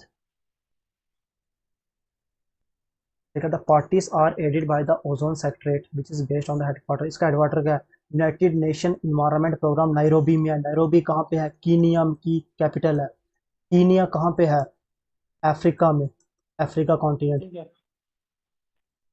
ठीक है। कभी अगर आपने अफ्रीका कॉन्टिनेंट के बारे में देखा हो ना, हाँ। तो इसको कहते हैं हॉर्न ऑफ अफ्रीका। कहाँ पे क्या है, हम्म। Somalia, Sudan, Sudan. Somalia, Sudan. ठीक है, हाँ। Djibouti, Eritrea, Ethiopia. हम्म। ठीक है। इसी के नीचे क्या है? कीनिया। हम्म। अगर मैपिंग पढ़ा होगा तो आपको पता चल जाएगा। ठीक है। ठीक है। ये पक्का याद रहना कि यूनाइटेड नेशन एनवायरनमेंट प्रोग्राम, इसका हेडक्वार्टर कहाँ पे, नायरोबी में, जो ओजोन डिप्टी है। ठीक है। It provides financial and technical assistance to the developing members countries whose nearly per capita consumption and production of less than 0.3। अब जिनकी कम है तो उनको टेक्निकल असिस्टेंस देते हैं कि और ज़्यादा कम किया जा सके। ठीक है। The activities are to be funded of the funds are implemented in 4 bodies. कौन कौन उनको करता है, यूनाइटेड नेशन एनवायरनमेंट प्रोग्राम करता है, यूएनडीपी करता है, यूएनआईटीओ करता है, वन। अब देखो, developing and developed countries have equal but differentiated response. मतलब क्या कि आपकी एक, हम हमारे पास एक ही चीज़ है करने के लिए, क्या हमने क्या करना है, इनका यूज़ करना कम करना है। वो हमारी इक्वल हाँ। रिस्पॉन्सिबिलिटी है कि हाँ हमें कम करना है। बट मतलब हम इक्वल गोल है हमारा, बट रिस्पॉन्सिबिलिटी सबको अलग कम दी है। क्यों, क्योंकि जिसने आज तक इतना ज़्यादा कभी यूज़ ही नहीं किया, इतना ज़्यादा उसने एटमॉस्फेयर में ओजोन डिप्लीट सब्सटेंस ने रिलीज ही नहीं किए, तो वो क्यों कंपनसेट देगा, कंपनसेशन उसने क्यों दे, वो उसकी कंपनसेशन देना बनता हाँ। ही नहीं है। ठीक है, सिंपल सी बात है। डेवलप्ड नेशन को बोला 2020 में क्लोरोफ्लोरोकार्बन को आपको क्या करना है, और मिथाइल क्लोरोफॉर्म को आपको 2005 तक खत्म कर देना है। ये तो आपको पढ़ने की जरूरत है, ये भी पढ़ने की, ये भी। हाँ देखो, जो मॉन्ट्रियल प्रोटोकॉल है ना, उसको एक अमेंडमेंट आई थी जिसकी मैंने अभी बात की थी, गाली एग्रीमेंट 2016 में ही आई थी। समझी, जो पर इनको पढ़ने की ज़्यादा जरूरत है, इसकी गाली थोड़ा सा क्या हो जाता है इंपॉर्टेंट। की गाली सबसे पहले गाली की एग्रीमेंट। की गाली एग्रीमेंट। की गाली ना एक कंट्री है, कहाँ पे कंट्री है, ये भी अफ्रीका की एक कंट्री है, जो किसका नाम क्या है, रवांडा, शायद रवांडा, हाँ रवांडा, शायद रवांडा, ठीक है। ये रवांडा कहाँ पे पाई जाती है, ये तंजानिया के थोड़े लेफ्ट साइड में, मैप आप चेक करो, ठीक है। रवांडा, बुरुंडी, ये तीन कंट्रियाँ छोटी छोटी एक दूसरे के साथ हैं। The Kigali agreement, the Kigali amendment is the amendment to the Montreal protocol on the substance depleting of ozone. Kigali, देखो वीना, मॉन्ट्रियल, किगाली किसके रिलेटेड है, ओजोन डिप्लीटिंग सबस्टांस। ओजोन के। सिंपल सी बात, ये भी याद रखनी। It was adopted in Kigali Rwanda, हाँ देखो रवांडा, रवांडा कंट्री कहाँ की है, साउथ अफ्रीका की, सॉरी अफ्रीका की है। इन 2016 एंटर्ड इनटू फोर्स, देखो 2019 में फोर्स किया है। It is legally binding, again it is legally binding. The amendment edit adds powerful greenhouse gases hydrofluorocarbon to the list of substance controlled under the protocol which are being phased out। देखो hydrofluorocarbon को कब add किया गया कि गाली agreement में, कि हमने हाइड्रोफ्लोरोकार्बन को भी क्या करना है, फेज आउट करना है, इसको भी हमने क्या करना है, इसका यूज करना कम करना है।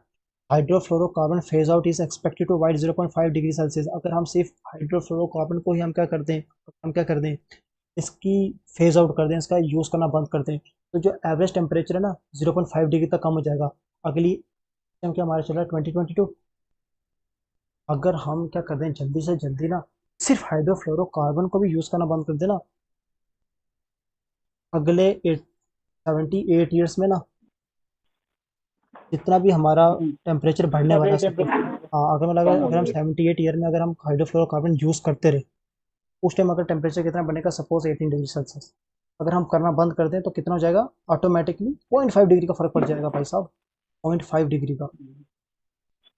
बहुत सही। The agreement upholds the principle of common but differentiated responsibility and respect regularity। ठीक है। मैंने बता दिया। Under this agreement, Montreal Protocol parties are required to gradually reduce hydrofluorocarbon का कम करना पड़ेगा, कहाँ तक, 80 से 85%। कब तक, 2040 के आसपास। ऐसा थोड़ी बोल रहा है कि आपको 21st सेंचुरी के आसपास करना है, तब तक तो बहुत देर हो चुकी अच्छा। होगी।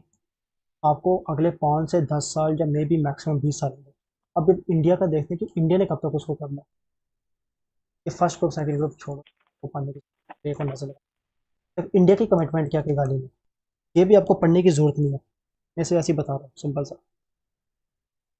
इंडिया का फर्स्ट स्टेप क्या किया, 2032 तक कम से कम, जिस टाइम जितनी भी हम यूज़ करें ना हाइड्रोफ्लोरोकार्बन, कम से कम 10% उसमें कम मिला, उसको बोलते हैं कम करना उसको। रिडक्शन। 2037 तक हमने 20% रिडक्शन ला। थर्ड स्टेप हमारा क्या, 2040 तक 30% रिडक्शन, फिर आगे अगले 5 साल में हमने, India has agreed on the lenient schedule as only consume 3% of the hydrofluorocarbon. India ने इतना लीनियंट क्यों रखा है, इंडिया ने ऐसा क्यों रखा है कि हम जाके 2040 के आसपास, क्यों, क्योंकि इतना नीड ऑफ द और क्या है इस टाइम, कि एज अर्ली एज उसको फेज आउट कर दिया जाए ओजोन डिप्लीटिंग सब्सटेंस को, उतना अच्छा है। बट इंडिया 2024 तक का टाइम क्यों ले रहा है, क्योंकि इंडिया के इतना ज़्यादा पहले नहीं किया कंज्यूम ही था। नहीं करता है, इतना ज़्यादा यूज़ ही नहीं करता है, जब इंडिया पूरे वर्ल्ड में 97% कौन यूज़ कर रही है, 180 कंट्री से 196 कंट्री के आसपास यूज़ कर रही है, और इंडिया सिर्फ हार्डली 3% यूज़ करता है। और base on its population, 1.3 billion हमारी पॉपुलेशन है, हमारा इस हिसाब से हमारे 1 in every 8 person is an Indian, उस हिसाब से हम सिर्फ 3% कंज्यूम कर रहे हैं, तो हमें आई डोंट थिंक कि हमें क्या करना है कि इतना ज़्यादा सोचना ये चाहिए। समझ बट गया। On the other hand, USA consumes China. releases 37% of the hydrofluorocarbons and China releases 25% of the hydrocarbons, so they need to क्या करना चाहिए। हाइड्रो मीन्स वो क्लोरोफ्लोरो तो बिल्कुल बंद हुई है। हाँ बिल्कुल, क्लोरोफ्लोरो बिल्कुल खत्म हो गई क्लोरोफ्लोरो। है, उसको नहीं यूज़ करते, लेकिन hydrofluorocarbon they need to bring down there,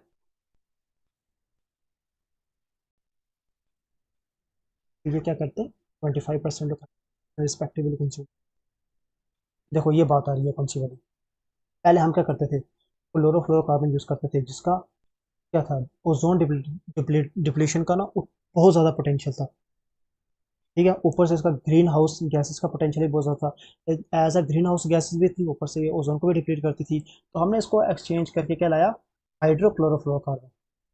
तो हमने बोला, हमने क्योंकि हम देख ही क्या रहे थे, हम उस टाइम ग्रीन हाउस गैस की तरफ देख नहीं रहे थे, हम बोलते कि हमने सिर्फ क्या करना है, ओजोन की डिप्लीशन को कम करना है।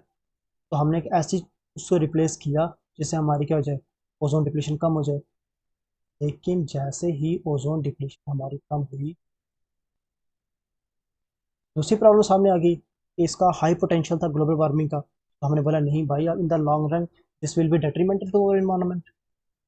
तो हमने क्या किया कि जो क्लोरो को एक और हटा दिया, तो हाइड्रोफ्लोरोकार्बन आ गया। इसका तो ओजोन डिप्लीटिंग डिप्लीशन पावर थी नहीं, और साथ ही साथ इसका अभी भी क्या था, इसका ग्लोबल वार्मिंग पोटेंशियल उतना ज़्यादा कम नहीं हुआ जितना हम चाहते थे, अभी भी इसका हाई था। फिर हमने लास्ट ऑप्शन क्या लाया, हाइड्रोफ्लोरो ऑलिफिन, हमने कार्बन हटा ही दिया। इसका अब क्या है, दोनों चीज़ें सेटिस्फाई कर रहा है, एक तो हाइड्रो ग्लो HYDRO हाइड्रोफ्लोरो, क्या हाइड्रोफ्लोरो हाइड्रो क्या था? हाइड्रोफ्लोरो ऑलिफिन दिख नहीं रहा है। हम्म, अच्छा ऊपर, सॉरी। अब हम हाइड्रोफ्लोरो ऑलिफिन यूज करते हैं, तो जीरो ओजोन डिप्लीशन, क्या बोलते हैं इसके पास, रिप्लेस। ओजोन को करने की इतनी ज़्यादा उसके पास पावर नहीं है, ओजोन को इतना डिप्लीट नहीं कर सकता। एट द सेम टाइम उसका ग्लोबल वार्मिंग पोटेंशियल भी क्या, क्या तो यहाँ पे हमारा खत्म होता क्या, ओजोन लेयर के बाद depletion of ozone layer depletion, climate change. Layer depletion कर रहे डिप्लेशन। हैं, वो यहाँ पे खत्म होता है। आपको सिर्फ तीन जो याद रखने, हमारा वीना कन्वेंशन कब आता है, डेट आप याद कम से कम रख लो तो, क्योंकि अच्छा ही है। 1988। हाँ, फिर दूसरा हमारा मॉन्ट्रियल प्रोटोकॉल फोर्स में कब आया था, अडॉप्ट कब किया था, दोनों याद कर लो कि क्या था। हाँ। और हम क्या कर रहे थे, हाइड्रोफ्लोरोकार्बन को कम करने के, ये दो तीन चीज़ें आप ध्यान रख लो, बाकी आपको ज़्यादा कुछ।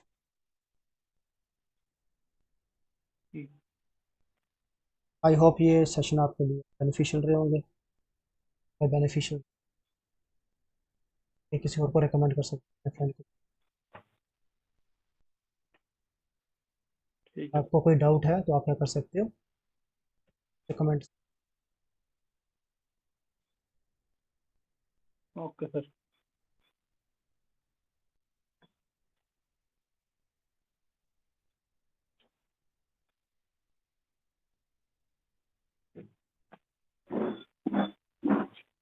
हाँ रमन।